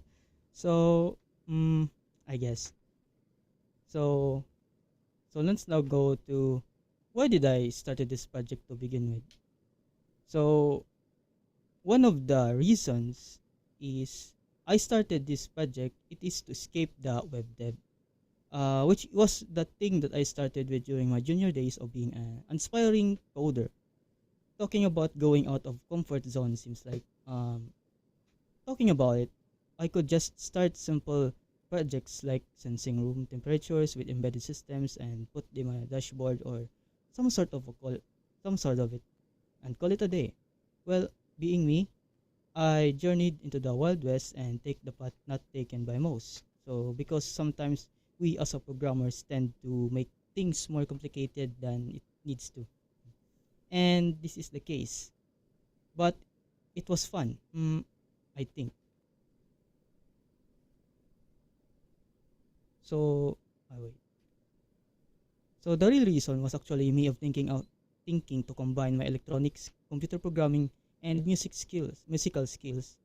Yes, I'm a musician of some sort. And I ended up on these kinds of project. So what motivates me to keep doing it? It's been years since I started this, and that was the hardest part, rather one of the hardest part, because maintaining it and working on it to finish some build is equally hard as starting it. It was all fueled by curiosity, and for the most part, it was really rewarding for me to code something, put things together, and watch them work. Yes, blinding in fact. And in fact, one of the reasons why is my love for watching concerts. And hear me out, I am more fun with the dancing lights and the moving beams of lights. Most of the time, that's what I look for instead of the performers. Kind of crazy if you think about it. I was just always curious, how do they control those lights in time with the performance? Are they flipping switches as fast as possible? Or something I tell myself. And that puts me into the rabbit hole of the thing called light programming, which is the thing that light technicians do. Yes, it's a job. This kinds of job is not really talked about because it is on the backstage. The technical side of things is not shown. It's the boring stuff, but it makes a stage full of life. With that said, maybe it's time to give the lime to the ones who makes these kinds of things, the limelight. I thought, well, that's enough. So let's get started to get a bit more technical as we don't have much time either. So a brief talk on the changes since version 1.0. So since the first presentation uh, during the Dev8 Tech Talk 2023, from the simple interface and not a lot, with only one plugin made available, somehow I was able to present it to the audience, and now to the present, there are a lot of things that I've added. So the features, one of the two highlight features I would like to talk about is the DMX fixtures integration. So the very first implementation I made was only revolving around embedded systems such as Arduinos, ESPs, etc. It was fun doing so, but I figured that it would be too limiting. To only focus on one platform is missing a lot of innovation. So why not build for something that is already out, readily available? So comes the DMX protocol, which is the communication used to control the stage lighting features available on the market, practically supporting both open source and commercially available tech. It's a big win to do, in fact. And it's the same thing that similar projects do, but we can do better for being one of the free alternatives.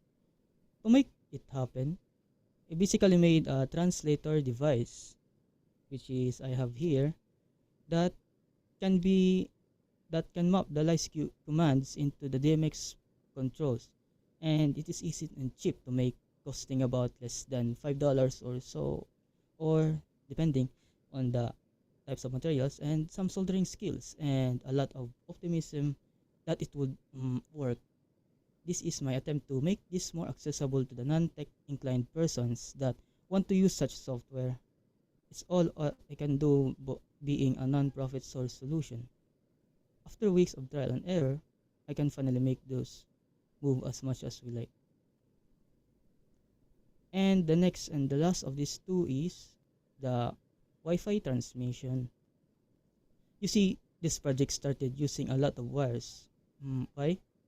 It uses comm serial via USB, so it takes it. We need to have a wire connection between our PC and the fixtures or dongle. It becomes a mess, and it is very limiting to say the least. So I added wireless communication feature, which uses Wi-Fi. Either you can directly connect to it via the laptop's Wi-Fi or using the router, which is made possible using the UDP TCP transmission, which is as simple and not complicated to run, because we have to run it on an embedded systems using using such protocols is the way to go. Now, there are some cases where people ask, why not use MQTT? Well, the answer is it is much easier to implement on the software, does not need to have a server to communicate. It is not designed to talk to the device. It is designed to talk to the device directly or less latency as much as possible.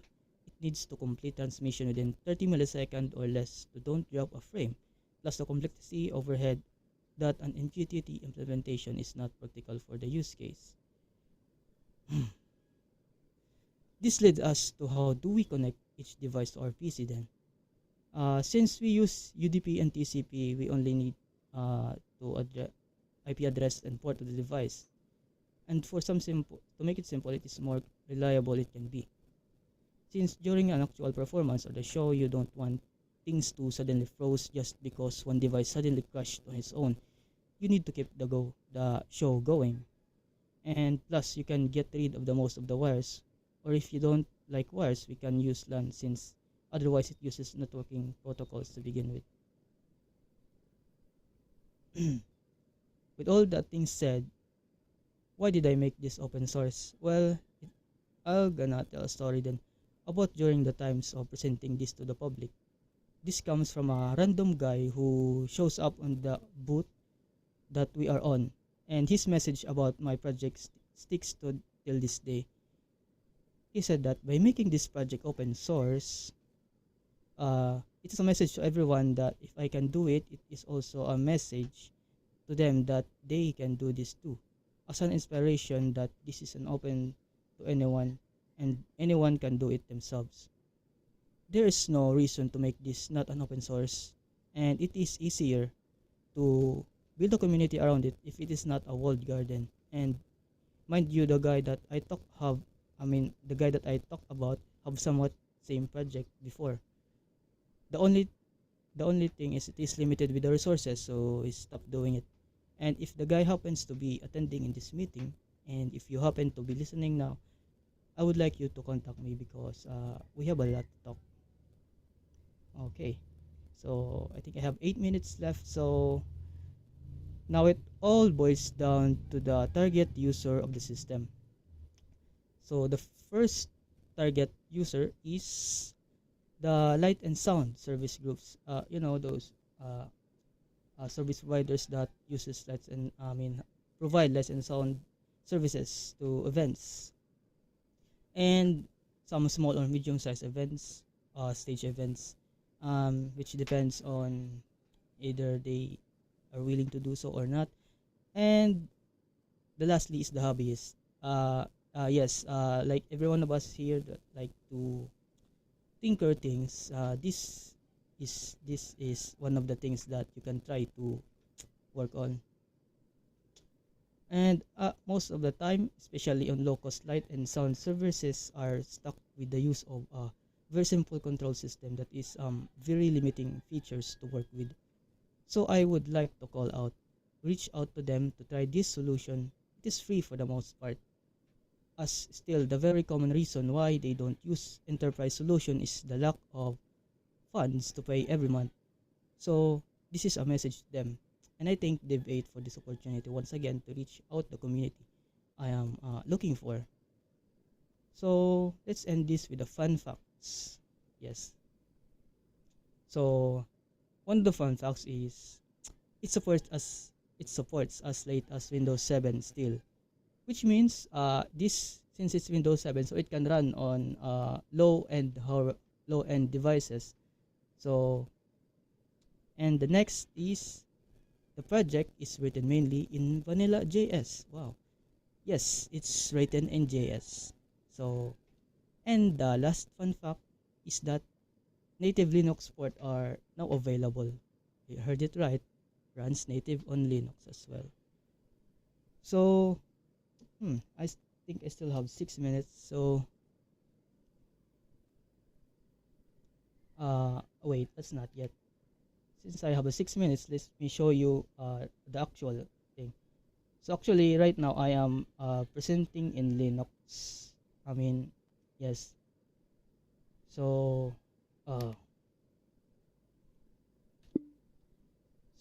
actually, I can run it right now. So let me open that.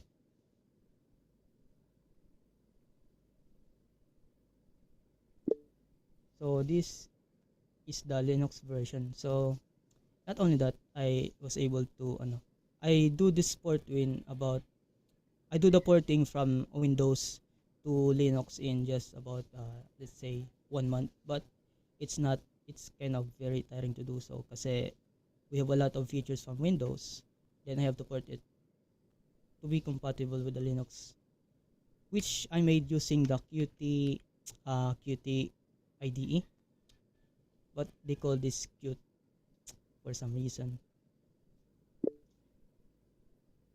And here's the project. Now I'm not going to open it because there are some files that are not supposed to be public yet. So here it goes. So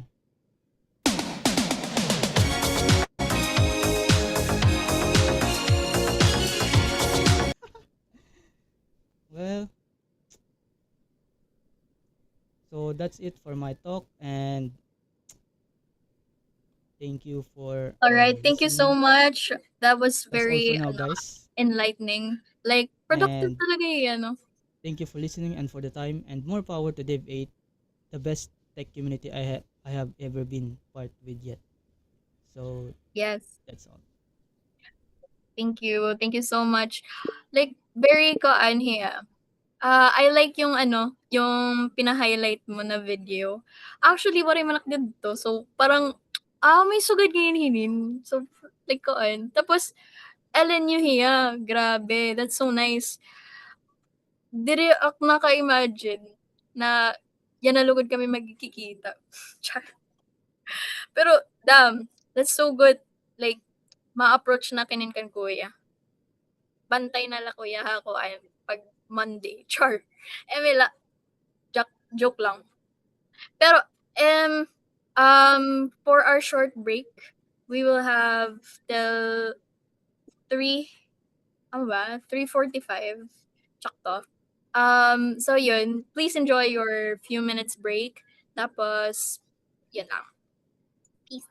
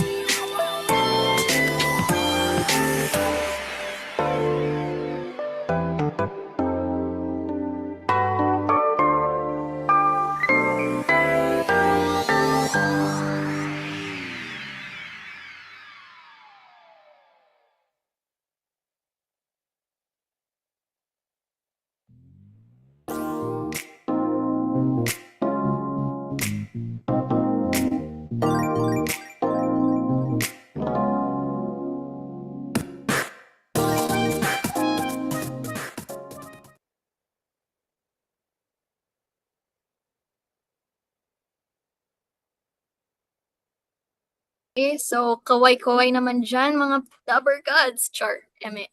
So, welcome back, everyone. I hope you're still hyped. Paki-react naman to still show your appreciation. Appreciation naman. Your, parang nagpapakita na andyan pa kayo. Kasi, para mabuhay naman dito. So, sige. Going on, because this time, we will be featuring different panelists from the DICT Region 8. They will be introduced by Kuya Sean, Mr. aka Mr. Sean Francis and Balaes. So I will give forward the platform ganon kan Kuya Sean to introduce naman our featured guest. Tama. So thank you.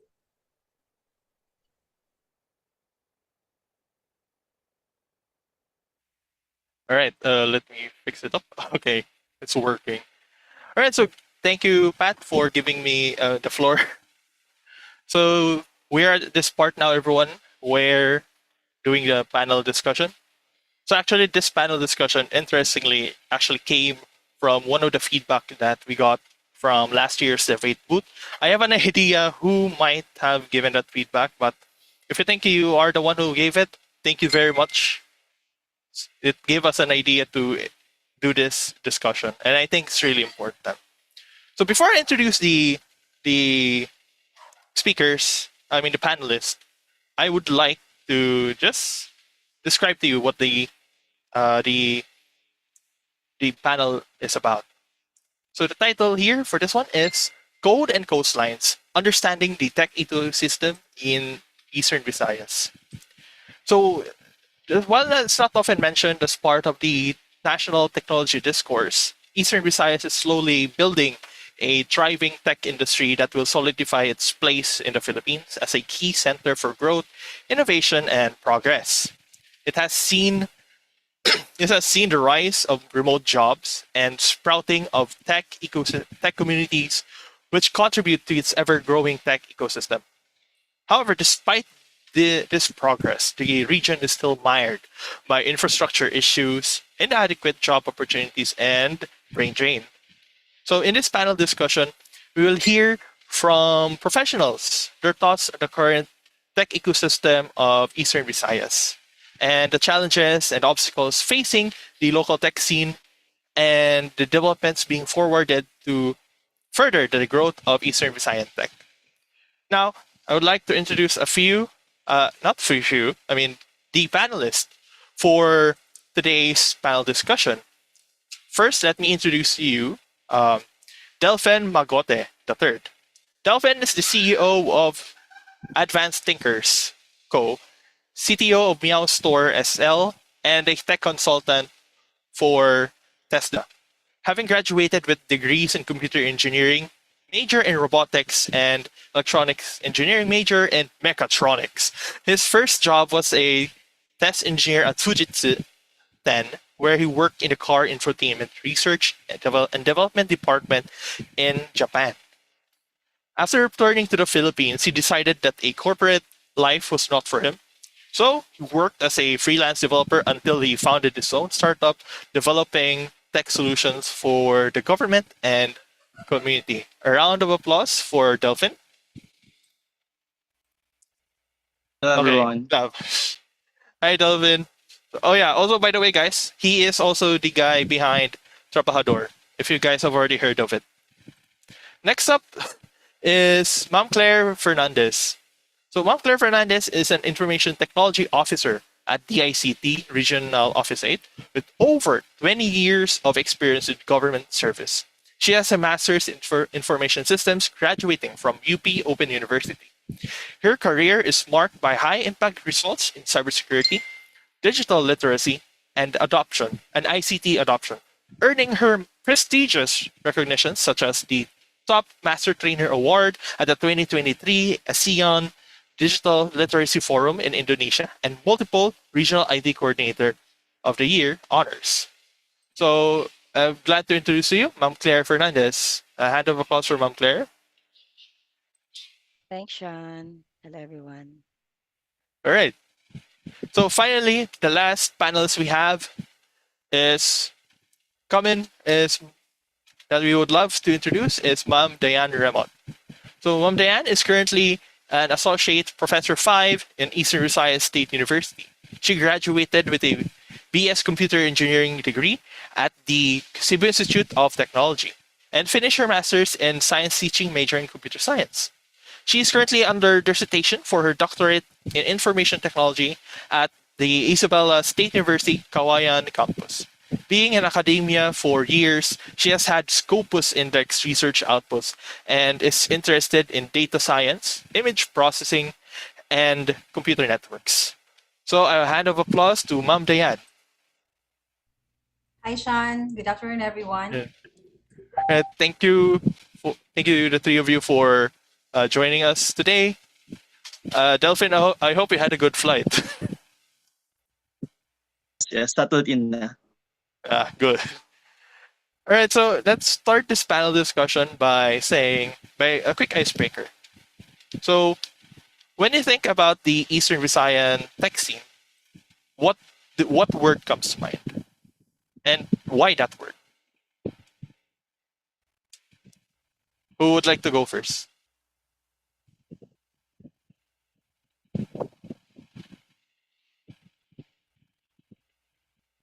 Ako na siguro. Sige. Sige. Sige. Okay, so the first question, when you think about the Eastern Visayan tech scene, what word comes to mind, and can you elaborate more on that word?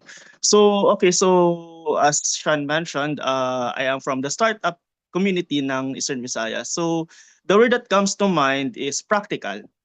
So, practical kasi all of the startups and tech discussions sa Eastern Visayas are practical in a sense na tech is being used to address practical needs. So, some might say na behind ng Eastern Visayas, but what we actually have are tech solution that addresses practical needs of the people. So, hindi yung parang like very into, parang AI wrapper lang, parang LLM wrapper, parang mga ganun. So, mga tech solutions kasi like, we have tech solutions like Peddler. Peddler, ginagamit siya ng MSMEs and sari-sari stores. Or yung sarili kong startup, which is Trabajador, na for skilled services. And then we also have Paytaka. It's an innovative app na ginagamit naman for practical usage of cryptocurrency for payments. Then, yun, we also have tech communities that help devs upskill or improve their hireability. Inclusive yung tech scene natin. It's just for tech-savvy people, but it actually helps everyone adapt to digitalization. I think sila, Ma'am Claire, kitang-kita ko yung DICT recently talagang sobrang active sa sa education to everyone, like sa mga municipalities. So mainly because our tech scene is practical and grounded, kaya kumbaga inclusive siya. So it doesn't have to be grand or high level agad na tech scene. It must first be relatable. So that way, Eastern Visayas have a solid foundation. Kaya yun, what comes to mind sa akin is the word practical. Thank you, Delphin, for that one. So, kayo, Ma'am Claire, Ma'am Diane, what are your thoughts? Okay, can I go first? Sige. Sige. Oo, kanina as the other presenters, we have students. I know the presenters were students coming from UP, LNU, and the like. So it is well noting that the students itself, kumbaga, are giving their worth after the graduation. Parang they are not focusing only that, parang they are exploring to learn, diba? So, gaya ng sinabi ni Sir Delphine kanina, the presence of the startup, yun ang focus ng Eastern Visayas ngayon, in which pwedeng yan yung magawang foundation to be able that our students from the information technology, computer science, programs, and even computer engineering programs, yun ma-expose sila, or IS students ma-expose sila for those kind of things. And sabi ni Sir Delphine kanina, I agree with him also na hindi naman kailangan grant. Ang importante is the students learn something. Okay? So yun, parang exploration pa sa Eastern Visayas na yun. And then, sana, with the foundation that you have with Dev8, Sean, parang this is inspiring also from other students na parang they are heard, diba? That they belong to the community to contribute to the innovation. Okay? that is happening already in the region. So yun lang yung take ko.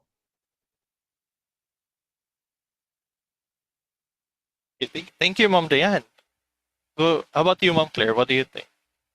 Okay, regarding the tech scene, I'll just be very, I don't know, like I'm wearing a lot of hats now in the industry and of government, but I think it's more of the skill-based paid tech scene, no? For some people, I know they earn a lot, like 600,000 per month from Kalbayog. For some of my friends, they're 100,000 a month. I mean, I'm just looking into the earning, ha. What I see is this tech scene is really there's an unmet potential for us, no? And I'm really very happy with the Dev8 for having this to at least help, no? So, sino yung mga magagaling, let's help yung those who are starting their journey, no? So it's really a good thing, no, to have this kind of Dev8 event. Yun lang muna for now. Thank you. Thank you, Ma'am Claire. So, thank you for those thoughts. Very, very interesting siya. So, pero considering all what you said about the current Eastern Visayan tech scene, the ecosystem, how was it compared? How was it like compared to 10 years ago? Like, what were the changes that you've noticed compared to 2016, 2015? How did the local tech scene develop? Okay, pwede ako muna. Sige, Ma'am Diane. Go, Ma'am Diane. No, sige, ma'am, go. Okay, Your voice audio is a bit low though. is it a bit low or Okay, that's better now. better na? Okay. Yeah. Malayo yung speaker sa akin eh. Okay, based on my observation as a faculty, okay, in the university, parang in terms of the exposure of the students, learning different innovative aspects like kahit may presence ng AI or something, oo, parang at least it keeps growing, may progress na din. Oo, gaya nga ng sabi ko, yung mga students ngayon are learning independently. Sabi ko nga kanina na parang it's so, it's inspiring that students are continuing to navigate, 'di ba? The presence of innovations, the presence of technologies, 'di ba? Na pwede nilang makuha, that they can use it later on sa mga work nila or trabaho nila. So parang ganun, parang malayo na yung naabot. Oo. May progress din. Thank you. True. I actually would agree with the statement that students are learning on their own na. Because I have noticed in the past few years that there are more students talaga that are self-studying more, way more than before. So I definitely agree. Okay, Delphine, Mom Claire, what do you think? Sige, I'll just go next. Basically, the tech scene right now, no, I mean, sorry, 10 years no ago compared to now. 10 years ago, it's more of the support function tayo, di ba? But now, ecosystem. Ngayon is marami yung mga massive rise in remote work. But nakita natin it's very competitive, no? Just earlier, I saw, di ba, yung isang news about Oracle, di ba, na marami silang lay-off na employees. So yun ang nakikita ko, no, for now, no. Ngayon is more on remote work. Sa perspective naman namin, aside from being internet hubs, we want to foster digital transformation and tech-related jobs. So yun ang nakikita ko. Thank you. Okay, thank you, Mom Claire. Hey, Delphine. Okay, actually, dagdag lang sa sinabi ni Miss Diana at saka ni Ma'am Claire. So actually, 10 years ago, guest speaker ako sa isang seminar sa LNU. Medyo nakakalungkot lang nung time na yon kasi that was around 2016 nata, 17. People barely know or unaware sila of Python. Kasi nga, ang dati, even sa mga schools, ang tinuturo is PHP lang, tapos meron pang Turbo C. Like, outdated. I mean, PHP is not outdated. Hindi mamatay-matay yung PHP. Pero yung Turbo C kasi, like, those are stuff na, why are we still studying this? Dapat, like, parang Python na, TypeScript na, mga ganon. Pero, nakakalungkot na they barely know Python. And these are IT students. Fourth year graduating sila. So, medyo nakakalungkot siya ng time na yon. Pero I can sense the enthusiasm from them. Kasi especially yung topic ko kasi noon is practical uses of machine learning. So instead of being technical sa seminar ko na yon, I taught them tinuro ko sa kanila, ano ba yung practical uses of machine learning? Like, sinabi ko sa kanila, alam nyo ba ang YouTube algorithm, ang Netflix recommendation system, those are machine learning. Hindi natin alam na we are encountering machine learning every day in our lives sa mga digital platforms. So doon, parang natuwa sila, ay, ito pala, ito pala, ito pala. So kumbaga, mandun yung enthusiasm and interest nila. Now, almost 10 years later, may mga tinutulungan kasi ako ng thesis sa LNU kasi medyo may ano ako na instead of bumili kayo ng thesis kasi alam naman natin may problem talaga na may iba bumibili ng thesis. Pag nalaman ko na may balak siyang bumili ng thesis, sabihin ko sa kanya, tutulungan na lang kita sa thesis mo. Tulungan kita, pwede ko pa rin magko-code.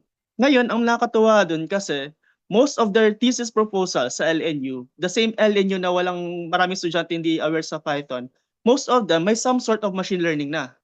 That was 10 years growth sa kanila na ngayon halos lahat may machine learning na, and at least one member per group are familiar or using Python. So amazing yung growth niya, even though it took 10 years. Like ngayon ang ganda na kasi, like for example, si Josmer kanina, combining software and hardware.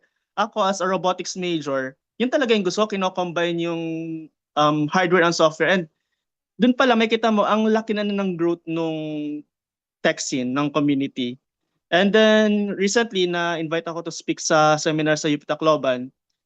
Ang audience ko naman this time, marketing and management students. So even though they are not devs, they are still aware of various technologies and platforms they can utilize. So dito natin makita kung gaano ka-vibrant yung tech adoption sa Eastern Visayas compared to 10 years ago. Although obviously pwede natin i-argue na malaking part ang pandemic sa growth ng tech adoption talaga, pero still malaking progress to para sa Eastern Visayas yung tech adoption and knowledge sa sa tech scene natin ngayon. Thank you so much, Delphin. Yeah, I would agree. Things have, ay caramba. Is it echoing? Yeah, hopefully it's not echoing. Yeah, but yeah, thank you so much, Delphin. Yeah, that's a really good point. There's a wider tech adoption na, at least within Eastern Visayas. I also remember na Gcash is more prevalent. You also have Maxim becoming more used in the region. We're adopting digital technologies for daily life. So, yeah, among those things na consider. Pero in the current year, we have the boom from AI. There's like a current trend ongoing with artificial intelligence, specifically generative AI. So we have heard, as Mom Claire has said, na their Oracle has been has laid off, and also they partly claimed, I checked this earlier, they partly claimed it's due to AI. And a lot of these companies are blaming AI for the layoffs. So considering that, how do you think Gen AI would impact the local tech ecosystem?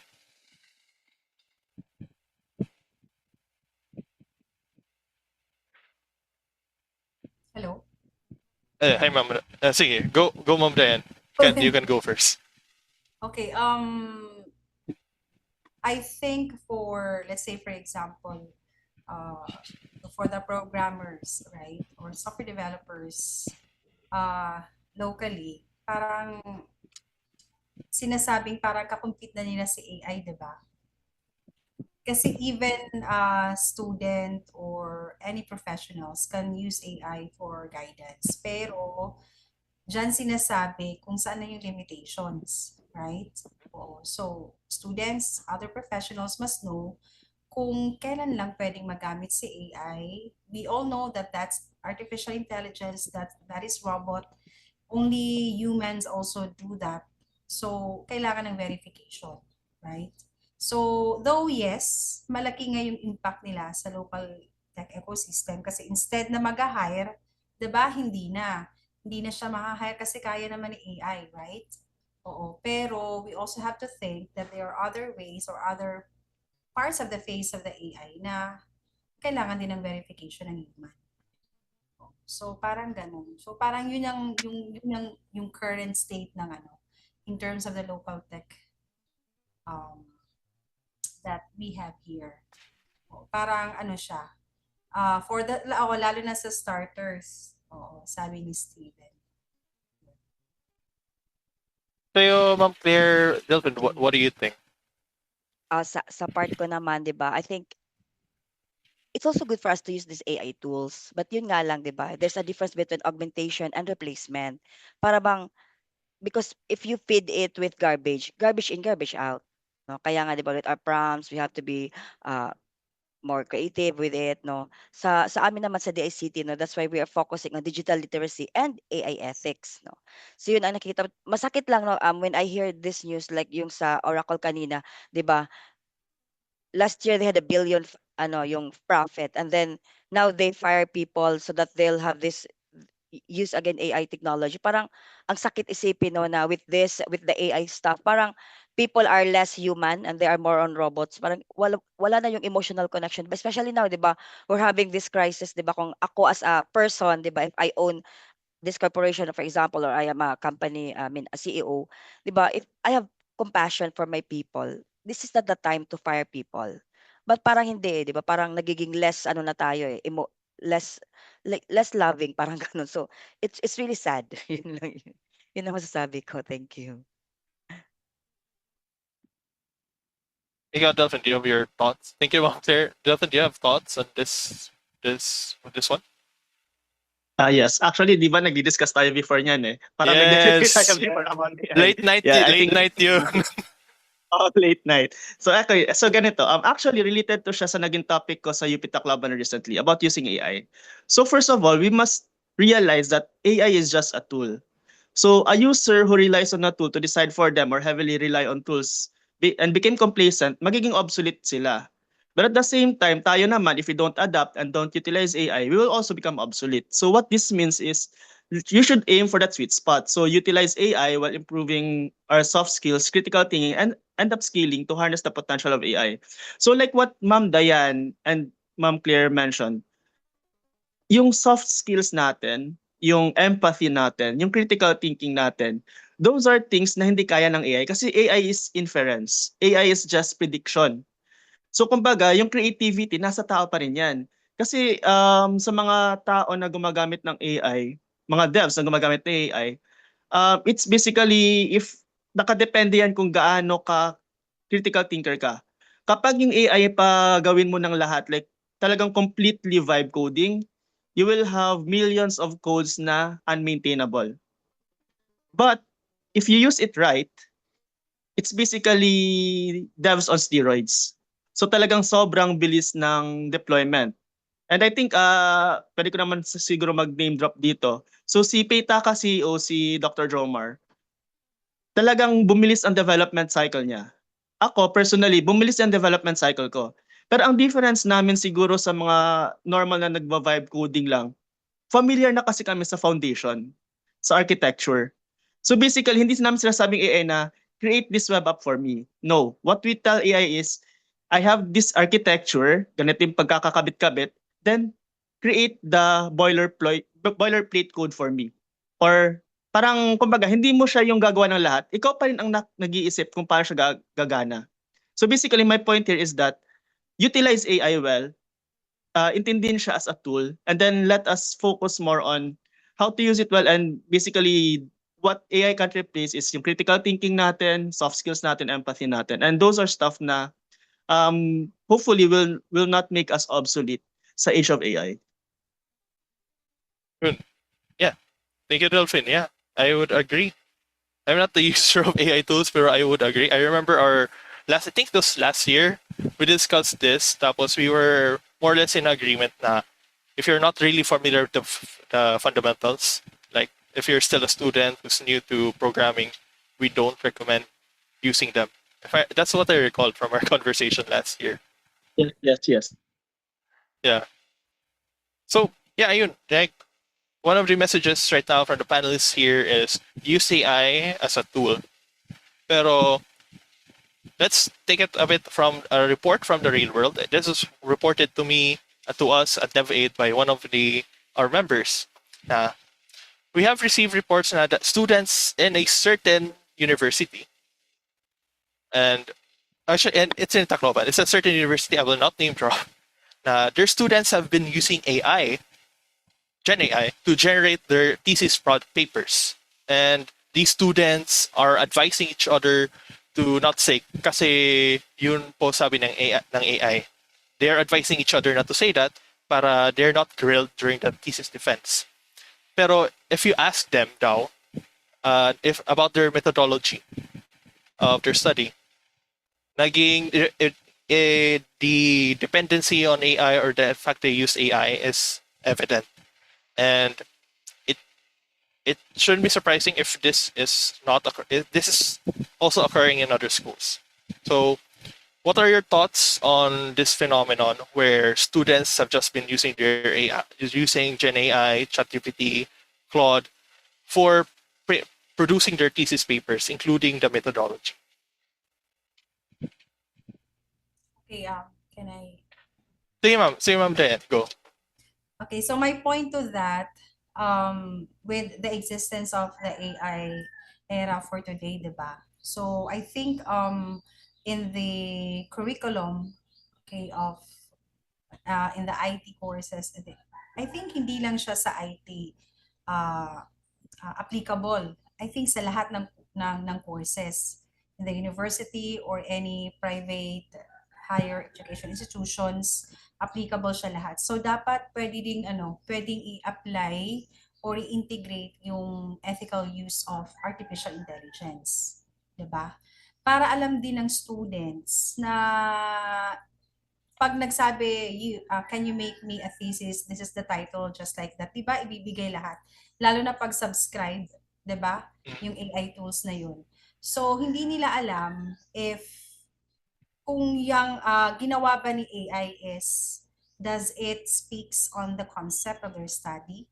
Or ganun ba, diba? So, kailangan pala ng verification, and it is not also necessary that you just have to copy and paste that one. Diba? Kasi AI also can give you methodology. Ini-input mo lang, pero sabi nga, depende yan sa prompt that you're going to type, diba? On that generative AI tools, right? So parang yun. So parang it is also a big approach din that maybe as the professors or faculty teaching, dapat we can also incorporate the ethical use of AI in the classrooms. Lalo na pag siguro if I will be handling the thesis. So kailangan merong section dyan na, or let's say for example, one part of the subject, or let's say in a week, that we can use the ethical use of AI. Kasi malaking contribution siya in terms of, let's say, hindi maganda yung copy-pasted talaga kasi may similarity. Parang ganun. So, dapat alam nila. Then, if you're going to fed making a thesis just like that, andyan na. So, para sa kanila, okay, ang easy pala, di ba? Pero pagdating sa defense, right, hindi na nila alam kung anong gagawin nila. Okay? So, yun. So, sabi nga ni Sir Delphine, is just a tool. So, dapat alam nila na tool lang yung AI. Nag-a-assist lang si AI. So, that is my take, Sean. Thank you, Ma'am Dayan, for your take. Very, very interesting, especially now you're coming from academia, and it's really interesting how things are seen from the professor side. So, kayo Delphine, Ma'am Claire, do you have thoughts on this one? Wala na, Ma'am Claire, Delphine, if you have certain thoughts to add to Ma'am Dayan. Sige, ako muna. Actually, yung sinabi ni Ma'am Dayan, yun din yung sagot ko eh. Kasi, again, it's a tool. Actually, again, related to sa naging topic ko sa UP Tacloban sa mga marketing and management students. Sabi nila, ano ba, tama bang gumamit ng AI? Sabi ko, if you are using it as a tool, then it's fine. Kasi at the end of the day, ikaw ang magde-defend, hindi yung AI. Pero the moment na sabihin mong, sabi ng AI, palpak ka na, bagsak ka na kagad dapat pag ganun. So I think it is expected na it will happen. Just like all new technology, it will be abused in its first years. So na-abuse siya sa academe.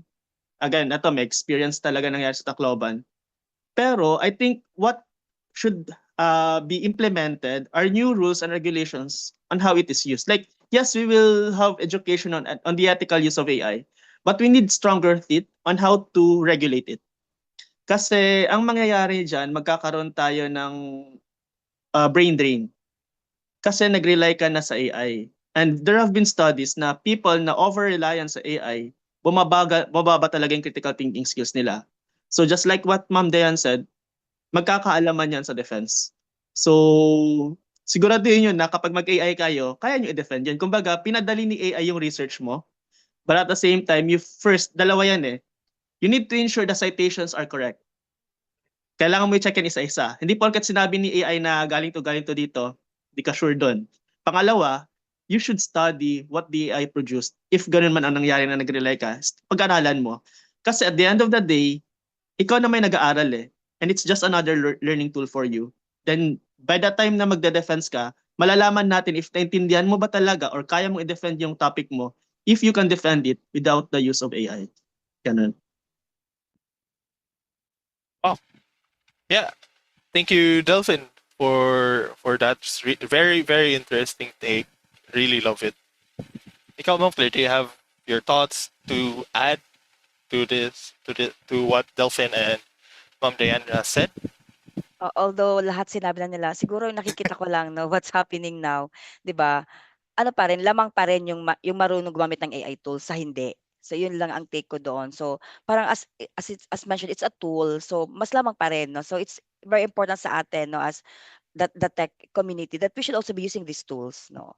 But yun nga, tama lang na hindi lang, for example, from scratch na make hindi gano'n dapat. Parang with your input, then parang it's more on empowering you, parang gano'n.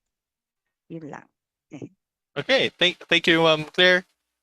Yeah, thank you so much. So, considering we have students or people abusing AI, so taking that into account, what can we do to make sure that our CS and IT students or ICT students are job ready and competitive enough once they graduate from school? Now, especially now we have these issues coming out due to AI. So what can we do to make them job ready and competitive? Okay, ako na naman. Ako na una. Sorry, Sir Delphine and Ma'am Claire. Okay, para sa akin, syempre, the teachers are designed to be facilitators nowadays, 'di ba? Sa university or higher education institutions. They are facilitators and at the same time din, oo, 'di ba, second parent din sila. And hindi parang for me, it's not good that they will be trained with a spoon feeding parang spoon feeding na tactics or strategy. So hindi yan pwede. Kaya nga sabi ko, it is better that the faculty itself or the professor itself will be able to train the student to learn independently. Meron namang mga estudyante that they opt to parang they want the usual teacher-student interaction, which is very important also. Kailangan din yan. Oo, hindi na puro lang salita si teacher. So, kailangan i-involve yung mga students with that kasi that will prepare them for, let's say for example, if they do the internship, pinakamahalaga din yung internship program. Oo. Kaya nga sabi sa mga curriculums ngayon, merong isang semester intended for internship to be able to expose them. Right?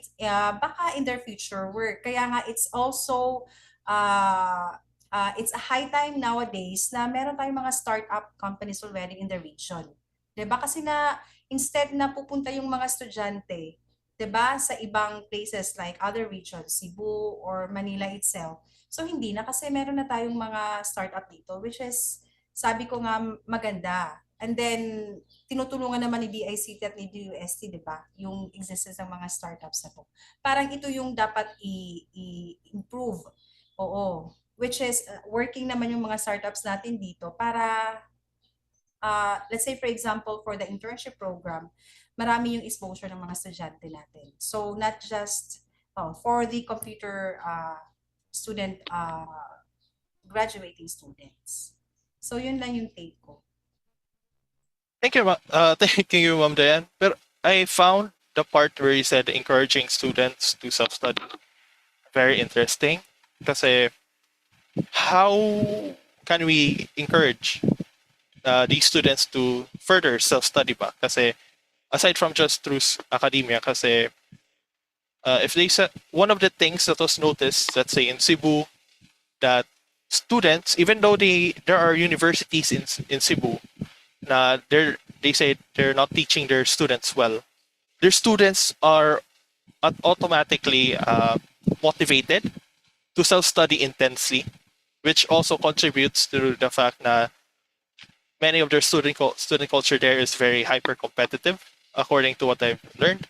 So how can we make these students self-study or encourage them? Kasi from what I heard from a local businessman, one of the reasons why we have a lower entry level salary for tech companies here is that students, when they graduate from college or university, they're not as job ready as they want them to be. So how can we further encourage these students to self-study and be really, really job ready? Any one of you can take a stab on this one. Sige, ako na lang siguro kasi ako yung nasa startup scene ngayon. So Sige. actually, this is actually more of a challenge. Biglang challenge na sila si Ma'am Diana at saka si Ma'am Claire. So I think ang nag-improve right now sa Eastern Visayas or siguro Tacloban kasi sa Tacloban ko nakikita is yung hackathons. Actually, we need more hackathons, but it doesn't have to be big hackathons. We can do mini hackathons sa university level. Kasi that way, parang somehow subsidized or may prize kahit small prizes lang. Kasi one of the reasons why students self-study is because there's a goal. There must first be a goal na like there's this challenge. Ano yung gagawin ko para ma-solve tong challenge na to? Which means I have to learn something new. I have to do something. I have to be creative. Now, big hackathons, usually those are the big groups, strongest groups from the university. So usually, sila-sila lang din. But if we can do like within the university, like sabi natin sa section ninyo, sa isang block ninyo, kayo magko-compete. Parang mga ganun, like micro hackathons, mini hackathons, ganun. And at the same time, involvement ng government. I think si DICT kasi ang dami ng involvement niya, more on dun sa citizens. And syempre, masyadong malaki yung scope. But if there are like other participation na magagawa like for seminars, for like boot camps, I think that will really help yung mga mga students natin sa Region 8. Pero kay naman is we have communities naman in Eastern Visayas which I think contributed sa hireability ng mga taga Region 8. Actually, si Sean nagsasend sa akin ng mga resume. Lahat sila hireable. Wala lang talagang pera ko. Ganun. Pero they are actually competent. Each of them may kanya-kanyang system. So I think paano nangyari to na hireable na sila? Like, sasabi ngayon ni Sean na medyo hindi hireable. I think they're not just looking sa right targets lang or kulang pa ang reach ng Dev8. Kasi I think Dev8 is a really good initiative to make the people in Eastern Visayas hireable. Kasi if you have this community that actually helps these students, these people, malaking tulong siya. And I think yung challenge ko, biglang challenge kay Ma'am Claire at kay Ma'am Dayan, mas ma-expand pa natin yung involvement ng Dev8 sa university and mga initiatives natin. Pahirapan natin si Sean. Yun lang. My gosh. Oo, rejoinder din kay Sir Delphine. Oo, kaya nga sabi ko, it is better. Magandang initiative ang Dev8. Pwede din siyang mag-reach out sa mga universities and HEIs dito sa region. Let's say, for example, para introducing your organization, the purpose of your organization.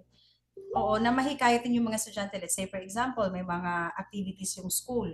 So, you can do that, Sean, para ma-expand na naman yung purpose ng organization. And another rejoinder din sa tanong, sabi ko nga, professors, teachers are only facilitators of learning. You students can work independently kasi meron naman, hindi naman lahat ng students are of the same capacity, of the same level of learning, di ba? So merong mga students na nagka-copy na lang, merong isang magagawa, just copied, 'di ba? Parang self-responsibility din 'yan. So it doesn't mean that because of the teacher does not teach well, the students are affected, 'di ba? Oo. So iba-iba ang level of capacity natin. Pero in the later run, pag mag-graduate na si student, so I mean, alam din 'yan. I mean, sabi nga, mag-e-explore din 'yan, 'di ba? Kasi para sa trabaho, kailangan kong maging innovative, kailangan kong mag-learn, 'di ba? Kailangan mag-expand ang learning ko. So parang self-responsibility din 'yan para maging successful in the later run. Yun lang, Shan. Thank you, Ma'am Dayan. Ikaw, Ma'am Claire. Okay, sige, Ma'am Claire, So, go. I'll wear a lot of hats in this, no. First, based on experience, I think pinaka-importante sa lahat sa atin dito, ano ba yung plan mo? It should start there, 'di ba? Do you plan to be an employee? Then go for it. Madali lang naman, mga apply ka lang, no? Do you plan to be an entrepreneur like Sir Delphine? Or do you plan to be the academic like Ma'am Dayan? So, may mga paths kasi na we have to take just that road. Parang it has a finish line. So, just have to go through it, no? Parang yun ang nakikita ko. Ano ba yung why mo? Gusto mo bang yumaman? Then, be an entrepreneur. Joke. Na parang ganun. But what's your plan? Like you, Shan, di ba, you're very passionate about helping the tech since you're doing this. So, di ba, ano ba yung sense of fulfillment mo, parang gano'n 'no? Ano lang 'no, hindi naman pagmamalaki but like yung dalawa kong anak 'di ba, they are both magna cum laudes 'no, from LNU, dalawa sila. But yung isa kong anak, she wants to work sa hotel kasi hospitality management. But later sabi niya, "Mama, I don't like that scene 'no." Gusto niya dito and now she's working as a freelancer. She enjoys her work.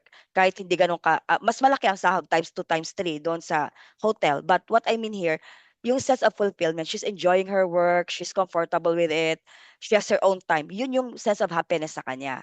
The same thing with my other daughter. She wants to just do freelancing. She wants to enjoy life. So yung tanong sa'yo ngayon, ano bang gusto mong gawin sa buhay mo? Do you really wanna work? So maraming pwede mong gawin, 'di ba? Alam natin 'yun. Maraming paths. Parang checklist lang 'yan. You can even use AI tools na, ano gusto mong gawin? Just checklist. And number two, 'di ba, para sa akin, get out of your shell, no? Ano ko na, as a parent naman, 'di ba, yung second daughter ko, sabi ko nga, she used to work in a hotel. Sabi niya, kakapagod mama yung 8 to 5 na work, yung ganyan-ganyan, yung nandoon ka talaga sa lugar, nakatayo siya the whole day. So then, when an opportunity came, kasi sabi niya, Mama, I don't like Mama AI tools. I don't like to be techy. Sabi ko, Be, that's the future. You know, if you want to be competitive, you just have to go there and get out of your shell. So ang nangyari, when she had an interview, yung first client niya, no, that was like a year ago, US based na client. And then she got hired. And then now, no, she's into it. I mean to say, di ba, it really starts, ano bang gusto mong gawin, no? Hanggang wala ka pa doon, don't relax, di ba? I'm sure tayo, most most of us, we love gaming, we are consumers, but be a producer if you want. Pero depende yan, as I said, depende anong gusto mo. If you just want a simple life, a stress-free life, be an employee, parang ganun. But sa DICT naman na side, no, yung role namin sa DICT, example sa DICT, ang dami-dami naming training, no. Kanina pala, i-insert ko lang ito siya na, and of course, di ba, nag-share ka na about cybersecurity. Ano ba yung pwede kong gawin na path? Marami. For example, na very basic, if you really wanna start na walang bayad, you can try the ISC2 certificate in cybersecurity, walang bayad yun. It's like worth 25,000 pesos, di ba, no, Joanne? So, free lang yun siya. Yung 5 months like the ISC2, ano lang, isc2.org, no, just visit it, no, sa ISC2 site. Libre lang siya. It's worth 25,000 pesos. 15,000 yung parang exam, 10,000 yung worth nung 5 months ka doon sa portal, di ba? You get access, free access doon sa course for 5 months. It's worth 10,000, libre yon. Yung exam, it's ano siya, it's on-site exam, like it can be in Cebu or Manila. 15,000 yung exam, libre yon ng ISC2. So just imagine that's one. If you want naman, di ba, meron namang isa, like what the ICT is doing now with ILCDB, no, which was, I'm invited here for the ILCDB. They've got this junior cyber analyst na from Cisco naman yan. Wala din yan, bayad. No? Maraming stepping stone, no. Ano na lang doon, another inspiration sa atin, especially to sa cyber, no. Sa empleyado namin sa office, no, like pinaka-basic na cybersecurity, no, na ano sa amin, like my ITO1, yung salary is like around 60,000 pesos. Let's say let's say 40,000 pesos, ganyan lang. 50,000 pesos. Okay. Then this guy, no, he was a regular employee sa amin, earning 50,000 per month, but he was offered, no, sa Singapore ng 6 digits, like 100,000 plus salary, and he took it kasi work from home. No, so what I mean here, no, kami sa government, 'di ba, maraming binibigay na training, but I really encourage you, stay focused. ano bang gusto mong gawin? Stay focused. 'Di ba? Parang wag na tayo magpa-spoon feed, 'di ba? Matatanda na tayo, 'di ba? Kasi yung mga taong paano 'yan? Let's be more innovative. Let's go there. Let's go out and as I said, get out of your shell, no? Tama itong ginagawa. Join like this. Kami kasi government, we want to make the academe, government and industry collaborate, 'di ba?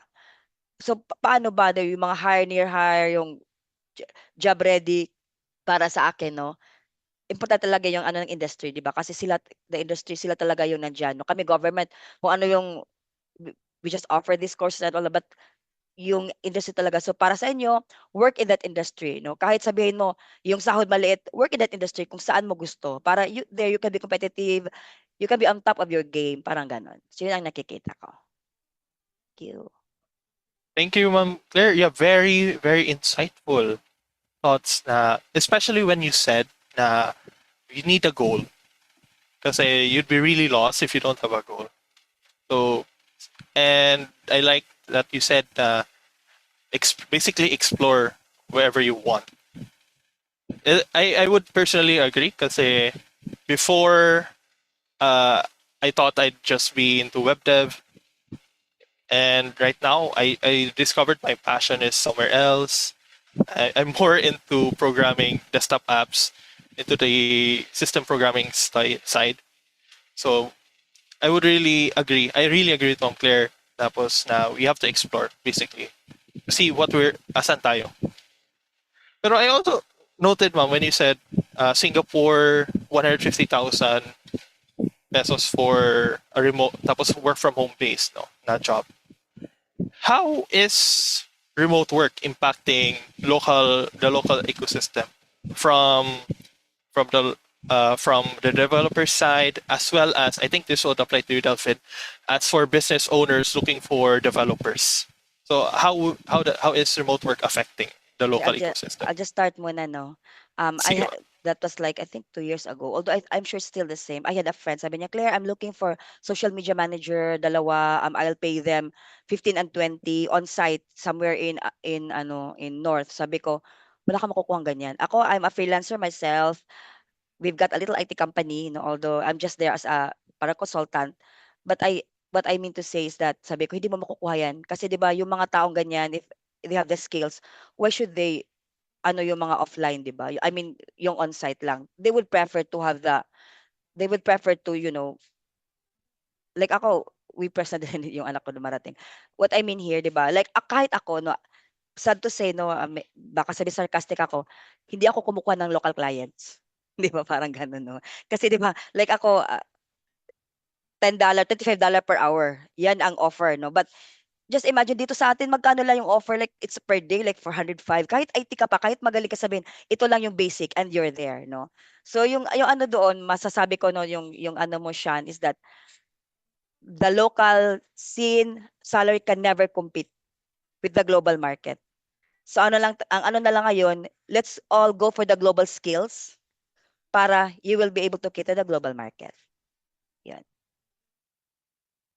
Thank you, Ma'am Claire. Ikaw, Ma'am Diane or Delphin, Pero, what do you think? oo. Sige, Ma'am Diane, go. As a rejoinder to Ma'am Claire lang, I think pwede naman parang attractive naman sa local scene yung I mean in terms of yung the handing of jobs. Oo.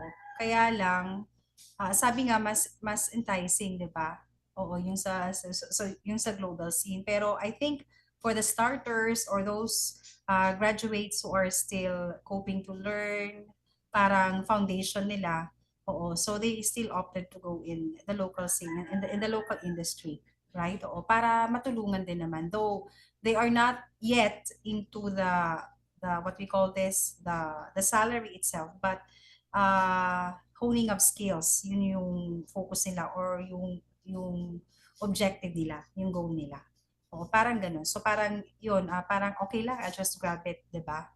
Oo, wala namang problema, I just want to learn, 'di ba? Tapos pag okay na siya, iiwan na niya yung yung trabaho niya dito, 'di ba? And then pupunta na siya sa malaking scope niya. Okay, yun lang po. Thank you, Ma'am Diane. Delphin, do you want to say something? Kasi I have something to add from personal experience. Sige. Sige, wait. Go. Nalito lang ako sa school. Yeah, so actually, I wholeheartedly agree sa sinabi ni Ma'am Claire. Local tech companies can't compete with international market. Ever since I started freelancing, doing remote work since 2016, ang mga sabi ko lang, di talaga kaya ng ano. Hindi talaga kaya ng ano. Like ako, like Ma'am Claire, hindi ako tumatanggap ng ano ng local clients. Kasi ano talaga eh, ang baba sobra. Like yung papagawa for the whole project, isang araw ko lang yun sa international client. Like international clients are paying me $50, $60 per hour. Tapos yung offer sa akin dito parang in terms of ano peso siguro $5 lang. Like bakit? Like why should I take that offer, 'di ba? Pero ang kainaman sa remote work is because it's remote. Yung brain drain natin sa Region 8 hindi na ganoon kalala compared before. Kasi hindi na sila pupunta ng Manila, hindi na sila pupunta ng Cebu. Nag-i-stay sila sa Region 8.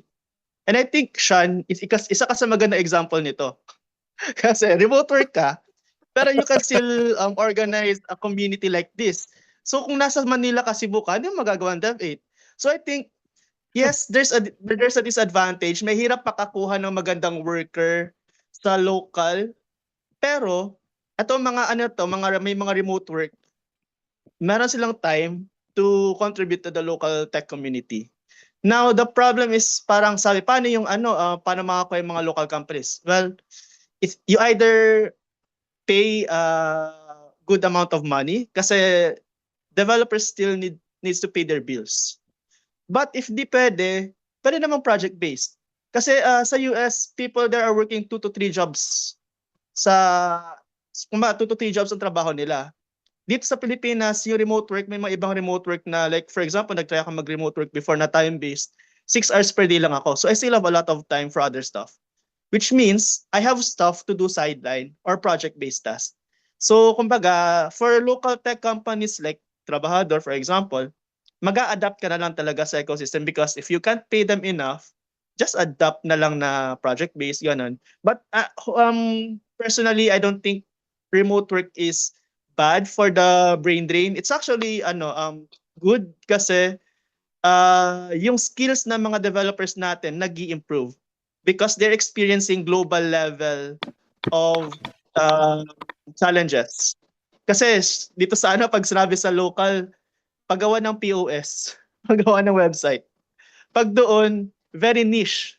Like, kailangan ko ng ganitong specific na module. Hindi tayo parang IT department. Kasi ang nangyayari dito, pag local tech scene, IT department ka na. I-hire ka isang IT officer, you are the whole IT department and you will only get paid 15,000, 20,000 a month.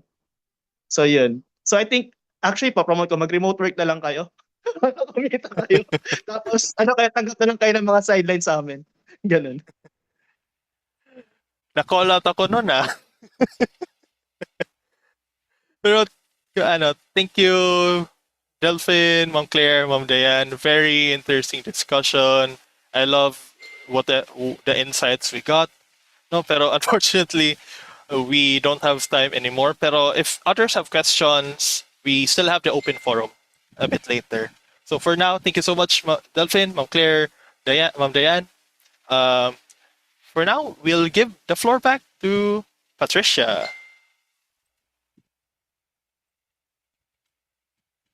All right. So supposedly we will have our break on on 4:30. Pero sige, go lang. Nalok na yung Kuya Sean. Well, anyway, so it's up for our break. Thank you so much talaga for our panelists. We learned so much about AI and for every one of us na nagla-learn pa as a student tapos being work ready. So, yun. So, let's give it up for our panelists. Ma'am Claire, Ma'am Diane, Sir Delphin, thank you so much. Thank you rin, Kuya Sean. And to our audience, hang on tight and we will be right back. All right.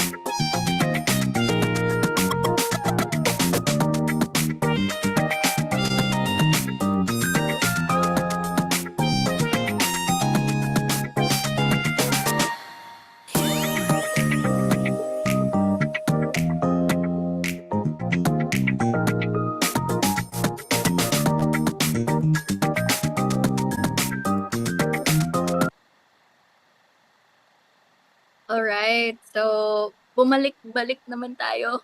So, hello everyone. It is good to be back para we get this up and running. So, up next in our program is our open forum. So, I hope ito yung mga questions ready and charas, amo na. Amo na to. Wala nang iba. Basta, get ready your questionnaires. Sure. Tapos, paki-type na lang and then yun. We will have our speakers, panelists to answer your mga questions. So, don't be shy, don't be pressured. Dari man kami makaon na iyo, char. So, ganun, yun lang. We encourage you to ask para may ma-learn kayo, 'di ba? So, yun. Char. Yun lang guys. Ask lang kayo, don't be shy. Kami lang to. We're here to help. Here to help. Very generous. Yun. So, sige, ako na lang. Char. So, sige. Actually, curious ako, Hadi. In terms of cyber security, kan Ate Joanne. Actually, curious ako kung may pa other cyber security roles available in cyber security. Because, to be honest, dari pa ako exposed hit cyber security. Like, what do you think, Ate Joanne? Sa cybersecurity, sobrang daming roles talaga. Meron technical and non-technical. So, yung mga less non-technical, meron mga auditing, risk assessment. So, kahit yung mga information systems, parang it doesn't have to simulate attacks or analyze attacks. Kahit ngayong, for example, meron isang IT organization, i-check mo kung nag-i-enforce sila na parang yung mga data, parang nasi-secure ba nila yung data, nag-follow ba sila ng mga data privacy na practices, tapos kung meron kasing tinatawag na GRC, Governance, Risk, and Compliance. So, isa rin siya sa mga factors na tinitingnan to kung gaano ka-secure yung yung organization nyo. Hindi lahat about attacks lang and hindi lahat about analyzing attacks. Okay. That's really interesting. May na-learn na ako. Plus points sa cybersecurity. Char. Actually, diri man gyap ako neighbor at Linux actually. Pero I have a friend na nagamit in Linux. Pero diri pa ako exposed. Maybe, mabalhin kita, char. Pero like, di ba, since in your presentation, ate, like, an attacker is Linux user, tapos, an victim was Windows. Is it easier gihapon to hack Linux devices or iba la? Or kaya ba? Ganun. Kaya naman sa Windows, I guess easier lang. Easier lang yung Pero Linux talaga. Windows, Parang less kasi sa Linux, 'di ba, parang since open source tapos mas customizable, it's easier na i-edit, i-reconfigure yung yung OS. Compared pag Windows, may mga limitations, may mga bawal ka kasing i-edit and i-change sa Windows, otherwise parang mabe-break mo yung terms. Tama po.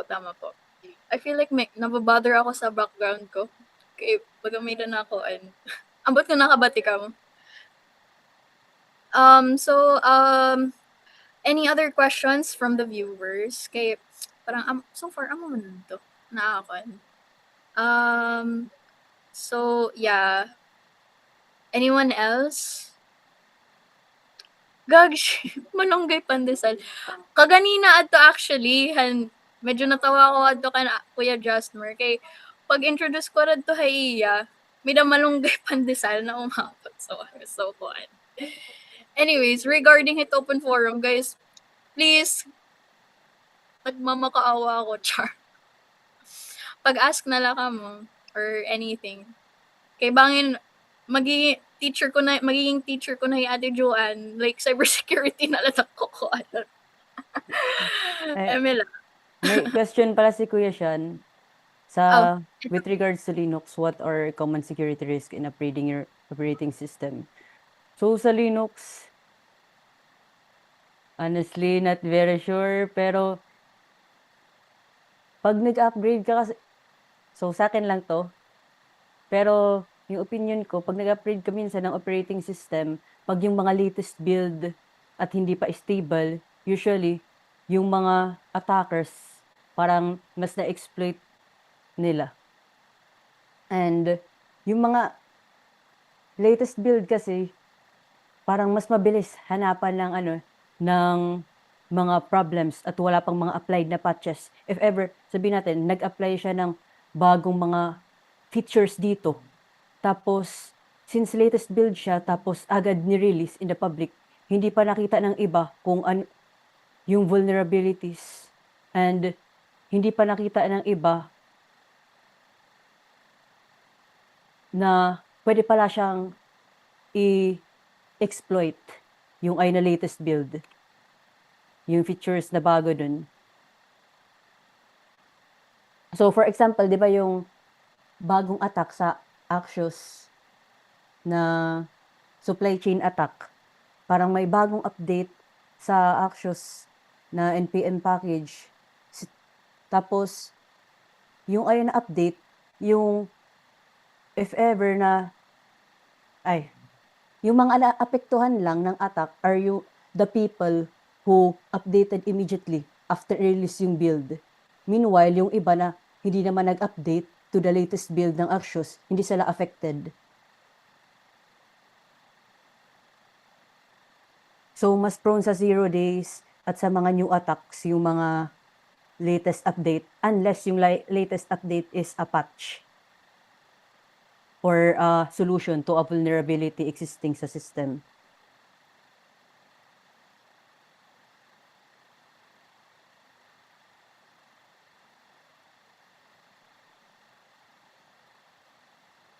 So, based naman sa kay Kuya Sean, ay kay Kuya Nico question na, when can we say it's a good time to update? So, para sa akin, personal lang to, personal preference, and not really applicable sa lahat ng organizations. Pero maganda kung kung stable na yung build, yung update. Kunyari, nag-release ng update ngayon, wag agad na after a few minutes or after a few hours, i-implement agad yung update. Mag-wait muna for a few days. Kasi usually, pag after mag-release ng mga updates, magre-release rin ng mga patches. Pero, of course, if yung nirelease ng vendor is a patch, it's best kung i-apply agad yung patch.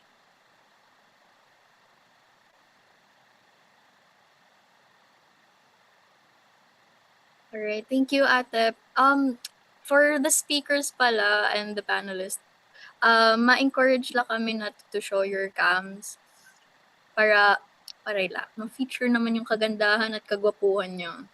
Diba? Para well-known tayo. So, Ito pala. Sige. Ikaw na magbabasa ng question? pwede naman. Like, ito. Ano ba yun? What distro do you recommend for amateurs starting on cybersecurity? So, if starting pa lang, tapos para hindi na mahirap, it's best kung talaga, Kali or Parrot OS. So, dun kasi sa Kali OS or sa Parrot OS, nandun na lahat ng mga kailangan mo, usually. Tapos, mga configured na, and hindi ka na mag-install pa ng marami. Pero, of course, you can use any Linux OS. I guess yung con lang doon na at the same time, bro, ikaw yung mag-i-install nun from the scratch ng mga security tools na needed mo. So, other than that, si Kuya Gabriel, if it is skill-based, bakit po parang kulang na ng participation ang TESDA when it comes to tech programs or qualifications na offer ang TESDA Region 8. Yung nakita ko kasing program na tech-related sa TESDA Region 8 is yung CSS lang, wala on the part on development or programming. Thanks po. I don't know if where siya ma-base. Pero this is open for all panelists and speakers to answer. I'll answer na Adi lang. Ma'am Claire. Oo. Basically, yun talaga yung uso kasi before, di ba, yung computer hardware servicing. But now, si TESDA, meron na siyang new programs sa cyber threat monitoring and then cyber threat monitoring level 1. And then meron din siya. So these are new, bali on top of what they've been offering. At saka yung, sandali, hanapin ko lang.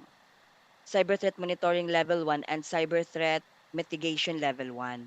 So I would encourage especially no sa atin no as locals, if you're into cyber, you grab this. So kasi libre ito, meron mga ino-offer yan no. May even in Region 8 there was dalawa yung North Ridge parang 'di ba? It's like a test the school nag-o-offer sa libre po ito. But of course kahit anong course or whatsoever, number one importante yung commitment mo. Kasi 'di ba, ang problema sa atin mga Pilipino, ay sorry, me including me kasi ano ko lang backtrack lang very fast. Dati developer ako when I was in college. But pag-graduate sabi ko ayoko mag-develop kasi nakakapagod. Yun pala yung best. So be a developer bitaw. Because 'di ba, you have to continuous yung learning mo. Kahit anong course yung gawin mo, skills, you have to learn. You have to learn what's new, what's the latest, ano yung mga ano ngayon, what's the latest, parang ganun. So with this one na yung TESDA, if you are into cyber, you try that one, no? Libre lang po siya, no? Mayroon sa Region 8 Tacloban, meron din po siya, but on-site po siya. But as I said, no, maraming offerings, but choose, ano bang gusto mong ano bang gusto mong gawin? Be a specialist on that, no? Parang doktor, di ba? Hindi na pwede na medical doctor ka lang. Be a specialist para mas highly paid ka. Yan po. Alright, thank you Ma'am Claire. Oh, another question pala, if ever you are new to Linux, ano ang recommended na OS muna for beginners?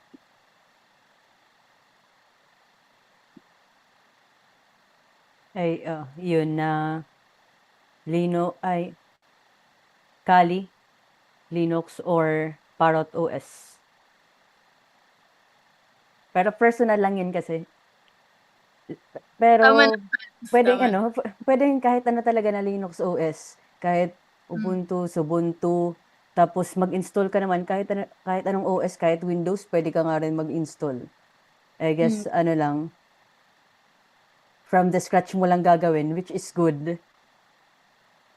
Pero do you think like parang so far yung mga na-mention ng mga viewers, may nakasira ganina kan kuan Arch, Ubuntu, kuan. Sa tingin mo okay man lahi ah?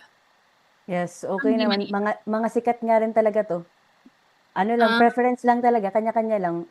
Lahat kasi ng lahat rin talaga na nag-u-use ng Linux sa cybersecurity, ano lang, kanya-kanyang trip mo lang. so tama naman, tama. Importante ma-install mo at hindi ka hindi Tama. masira habang ginagamit. Yeah. So, any other questions? I think meron pa. Ito. May free tools po ba ma'am, to protect network? Like blocklist and whitelist yung mga applications na magko-connect sa internet. Yes, meron naman. Like yung Windows Firewall or yung mga yung mga antivirus programs like Kaspersky, Avast, or not sure. Sophos, mga EDR, pero free.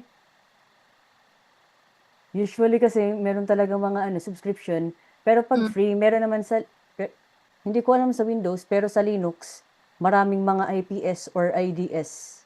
Like, wait. Tingnan ko lang kung ano yung ginagamit ko. Sige po. Take your time. So, for others, please type out na lang yung mga mga questions. Baka related sa AI, sa game dev, sa other platforms or any technologies na gusto niya i-bring out. Baka curious kayo. We have our professionals here available within your grasp. So, go lang kayo. So, for network security, tapos Linux ka, pwede ka mag-install ng Snort or ng Zik. Pero ayun, from the scratch talaga, nag-aano yun siya. Doon kasi yung ayun na tools, mga open source yun. Tapos doon, meron mga signatures na mga malware. And i-detect niya na lang in real time. May chance ka if gusto mo naka-open siya in real time or using yung mga past logs mo sa na-stored sa event viewer. If ever na may nag-pass na pala dati na traffic sa ano mo, device mo or wala. Tama naman. Thank you po. We're gonna move on to our next question. So, question po about the disadvantages naman po ng frameworks. So, our academy po kasi is opting not to use any frameworks except Bootstrap. We take the vanilla or native standards and make our own coding standards. Is that scalable or dapat po we need to open up to them?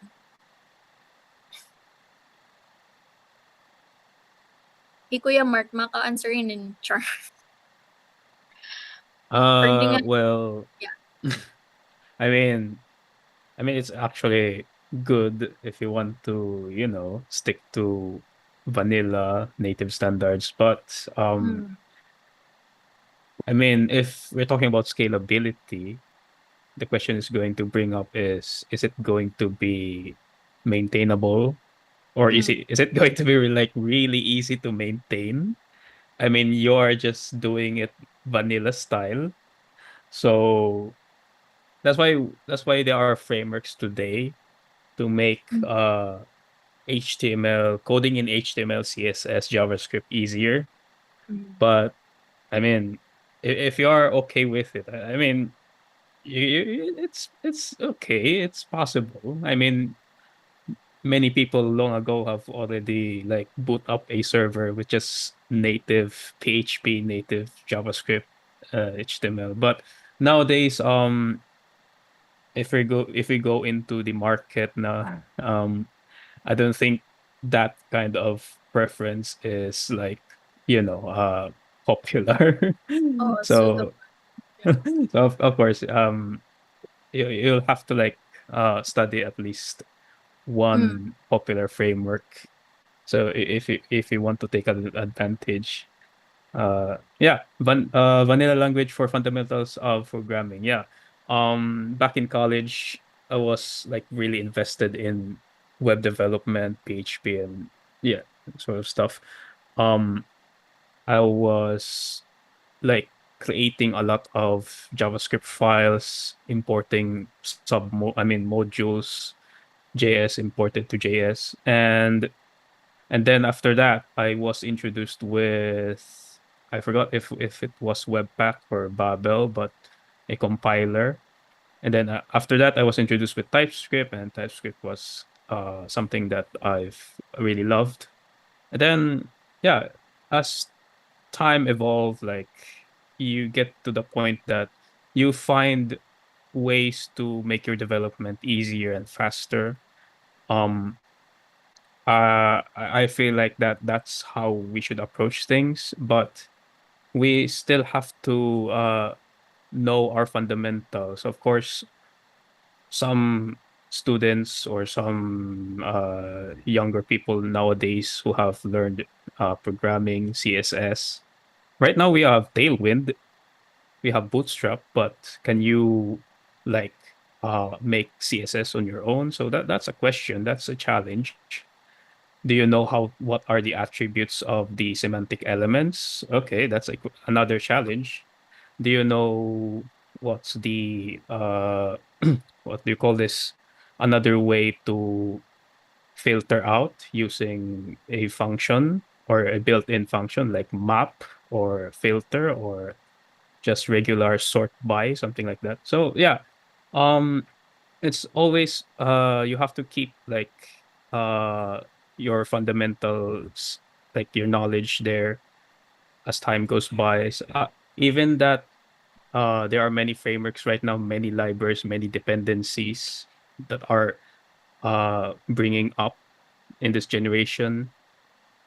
the job market today still relies on old and modern tech because many systems are still relying on React. Many systems are still relying on Express.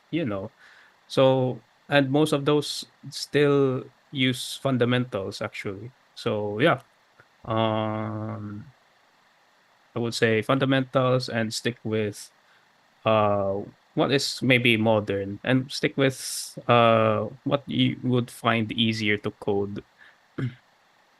I hope that answers your question. Sige, Uh, thank you. Thank you po. Honestly, baga, oh wait, may answer gapi Sir Kaan, Sir Delphin. I think, wait, direk na, hmm, oh, wait lang. Never mind. Direk na kabiring. Um, at eto, si Criven. Any thoughts on integrating proper AI use into the curriculum? Not just ethical use, but rather optimal use. Proper prompting using CLI based AI agents, model context protocols, and etc. Oh, before that, igukuhan ko ano yun kan Sir Delphin, ginyakan, sorry la.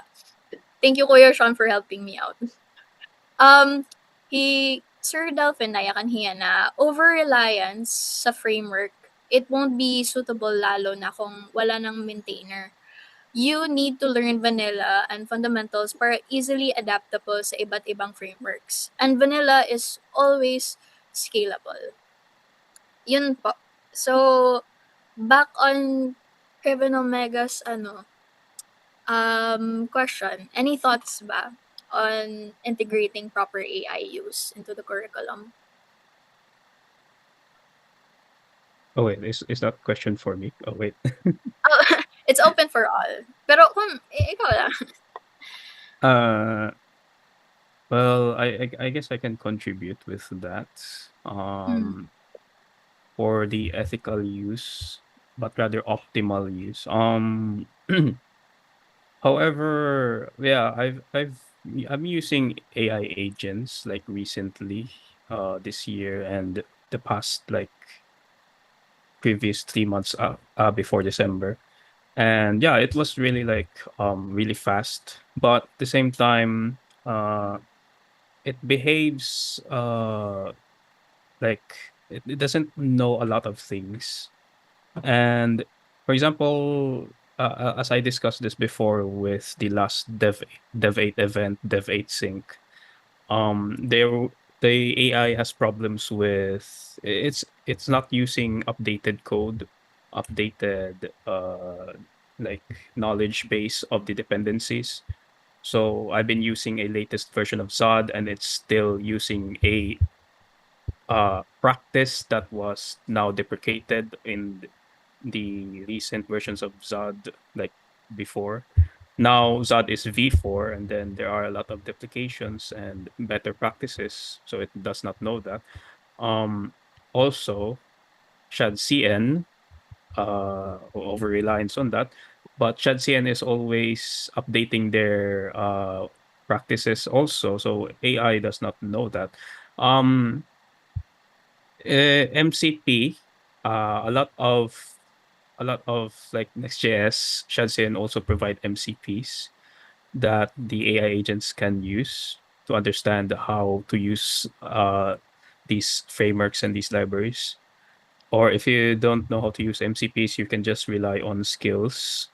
Uh, it's these skills, you can just install them in your repository, and they are all markdown files that the AI agents can read. And when they read it, they will know how to structure your code properly. So they will use the best practices provided by Next.js or ShadCN.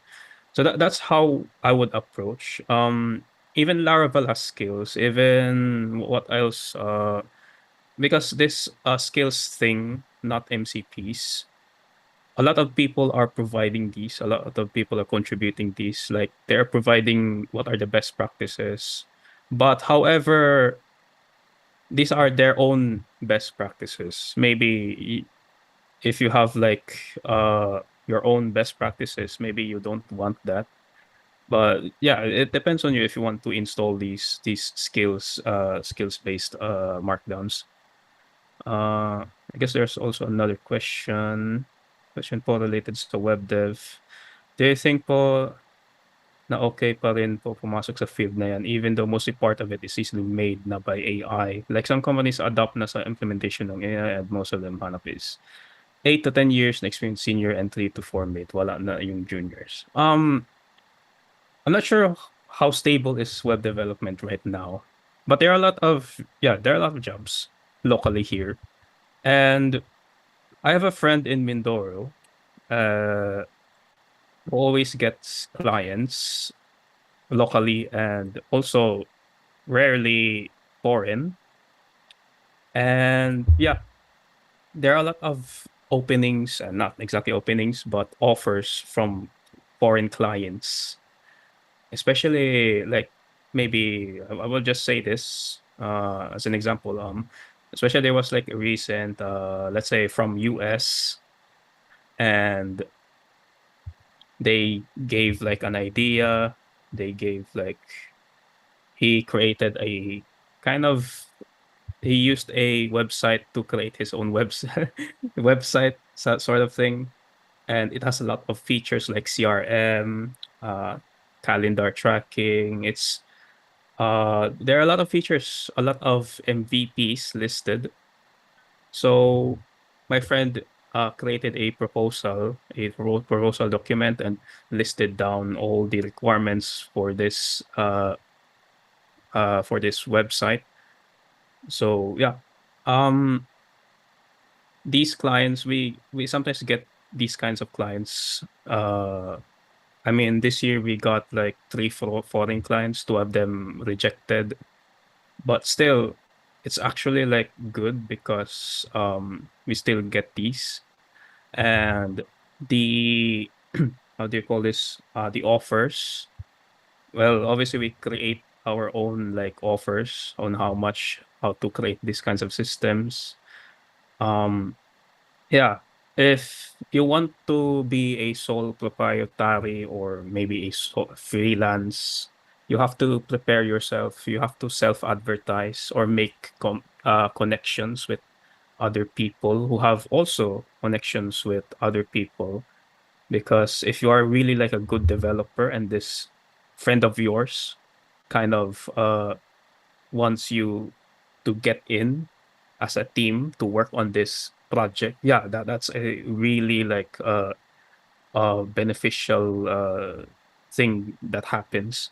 So in conclusion, it's better to find like connections with the same interest like web development, because my friend is only tackling in web development and then mobile development using React Native or Expo. So yeah, okay, there's a lot of questions already. So I hope it's not too late actually. It's not too late. You can maybe go to Upwork or Glassdoor to find maybe freelance jobs for web development. You can sign up there. Next question. Am I going to answer all these questions regarding Well, techno? that time ko. Okay. Regarding technology choice, you have to ask yourself, is it a tech fit? Is it a supportability fit? Is it a talent fit, recruitment or entertainment? And then if you find yourself with multiple viable options and not sure which to pick, go for the one that maximizes future flexibility. Oh, wait, this is not a question. Okay. Well, The, oh, may na pa. Okay. okay, this question is not Uh, catered to me by Rio. So I think that somebody else is still typing. Pero honestly, going back and integrating proper AI use into curriculum, I was kind of hoping Maaro can answer from Ma'am Claire, ngani, like, may da ba? May the possibility ba na mabutang ito na curriculum with proper use of AI? Like, to be honest, like, our world has been evolving. Tapos, like, AI is literally almost part of our lives na. Like, well, part of our daily lives na nagagamitan hit mga students and other professionals gihapon when they want to. It's up to for preference. Pero in student wise, feel ko naman na nagagamitan kasi hiya almost when it is needed. So what do you think, Ma'am Claire? Like, I'm But curious. I think it will be Ma'am Dayan kasi siya sa academe. Ma'am Sabagay, Dayan, oo. sabagay. Si Ma'am Dayan na lang. What do you think, Sige. Ma'am Dayan? Baka may masabi ka o like, baka ano, like, in the future, may sasabihin ka na mayroon na. Char. DepEd nga naman. DepEd. Oo. DepEd or Ah, ka-Jed. sorry, Yeah. Miss Pat, while waiting for Ma'am Dayan, no, I think like sa government side, 'di ba? With Ah. this one yung about integrating the proper AI. Kami sa DICT right now, we are promoting yung mga training on AI tools, generative AI, like kami naka-pro Mm. kami Gemini AI, we're using the Notebook LM, a lot of things Mm. parang to help us with our work. So yun yung sa part ng government, no. Mm. Sabagay sa ano kasi sa academe, it will take a lot of, Oo. debate, a lot of curriculum revisions and all bago siya talaga Oo. ma-integrate. Parang gano'n Tama yung nakikita naman. ko doon, oo. It's just concerning kasi kay some students don't really know how to prompt and do certain task na baka ethically questionable siya, 'di ba? So parang well, baka in the near future magkaada. Pero yeah, I hope that answers the one who was asking. So may nag-comment pala na actually parang wag na pumasok sa web dev. Sobrang saturated na even before AI. Learn web dev pero don't focus on it as a career. So, yun. Thank you, Sir Delphin, for bringing that up. I actually like to support parang your own way of like putting yourself at work. Dili lang ma-rely on AI. So, to conclude na, kasi this has been so long, we would go forward to our next part of our program. So, thank you so much for all the experts here and our speakers and panelists. Thank you so much. You've been a great help. So, um, up next natin is it's time for everybody's favorite part. It's having free stuff. Diba? Like free stuff. Let's go. So let's hope you will be our lucky winner for today and win different prizes here at Dev8 Boot 2026. So let's get the raffle started. Sana makadaog yap ako, char. Upod ba ak? Sana upod ako, char.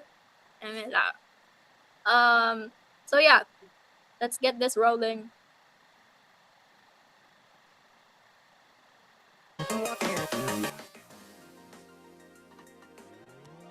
Okay.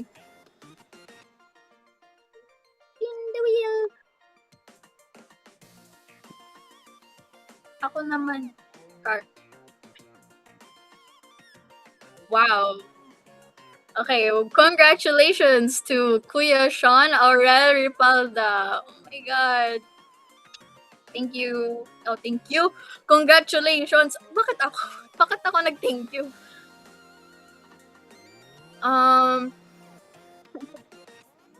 So, sige. Go for our next lucky winner. Sure. May next. Ako na yan. Kita ama daw ako. Ay, eme.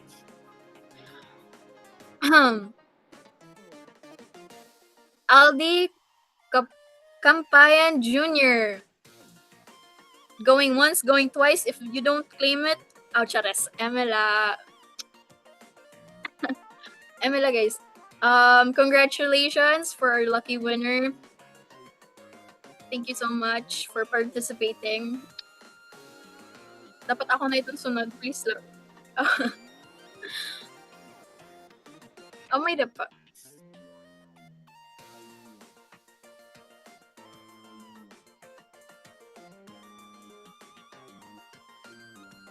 Adibahi Albi, please raise your hand.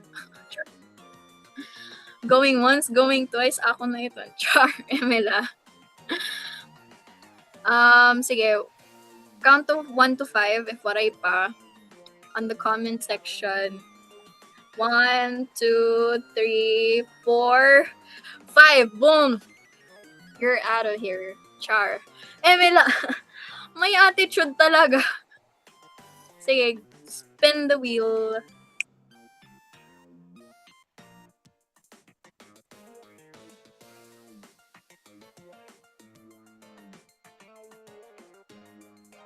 Okay. Justin Imadam. Tama ba? Imadam. Tama. Okay. Andito ba? Andito ba siya? Andito! Oh my God! Sayang ako unta. Char. Emela. Anyways, congratulations for our lucky winners. Yun lang, diba? Dalawa lang yung winners. Okay. So, we'll contact you as soon as we can. So, congratulations for our winners. Sayang, diri ako. Dudumot ako. Char. Emela. Okay, so up next in our program, very surprising, we will be showing, by the way, a video announcement from Valorix, a game-focused community where they will give you some ganaps this April. So come with me and let's find out. Diba?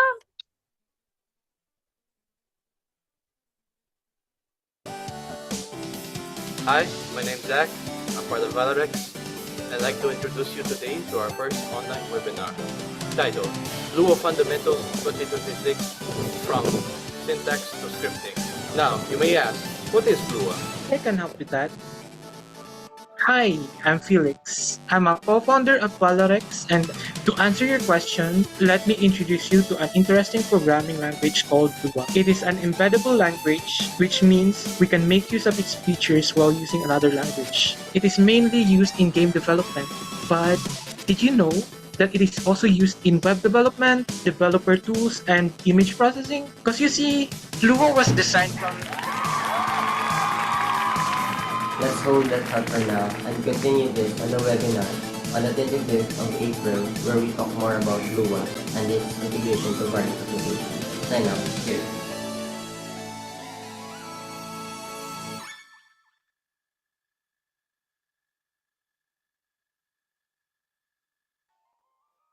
Alright, since nakita nyo naman, very exciting. Oh my gosh, that's my boy, Gian. Go!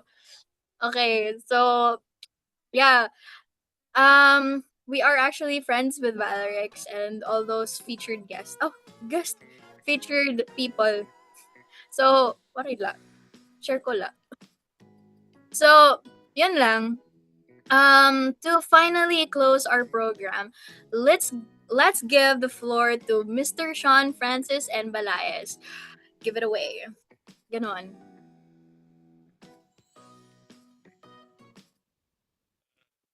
Thank you, Pat. So we're finally at the end of this event that we've been preparing for weeks. So we hope that you all enjoyed the talks, the panel discussions, the demos by our speakers and panelists. And we are really hoping that this event let you load up your developer skills and hopefully kickstart the rest of your year as a developer, student, or tech enthusiast.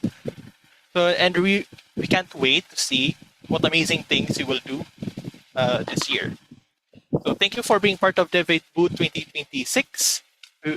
As said earlier, we worked on this one for many weeks. I think it was January or February that we started organizing this one. And we hope it was a great experience for everyone. Hopefully better than last year's. Of course, we would like to thank the ICT8 and JetBrains again for being our partners. Our speakers and panelists, Mark Alueta, how do I pronounce this again? Chris Gell, I'm sorry, Chris Gell Abisamis, Joen Amancio, Jusmer Rivera, Delphin Magote III, Claire Fernandez, and Diane Remont. And of course, I would like to express my gratitude for my team who has been with us organizing this thing, Sean Fabia, Paul Notorio, and Patricia Sayan. So, just a quick matter of fact, this is only an opening salvo for Dev8 this year. This is just the starting event, the starting major event for us, and we have surprises later this year with another partnership with the ICT, hopefully. And so we can't wait to announce them, and siguro maybe one in person outside of Tacloban. But we'll see. No promises. So yeah, thank you everyone again, and we hope you have a wonderful 2026. Oh yeah, before I end this, if you have an event suggestion for Dev8, or if you want us to organize a meetup somewhere in Eastern Visayas, we've already been to Calbayog in partnership with the Calbayog Smart ICT Council. We've gone to Catbalogan already. We've also gone to Borongan. It was a really windy road. We also went to Naval already. The towns or municipalities we haven't gone there yet is Katarman and Maasin.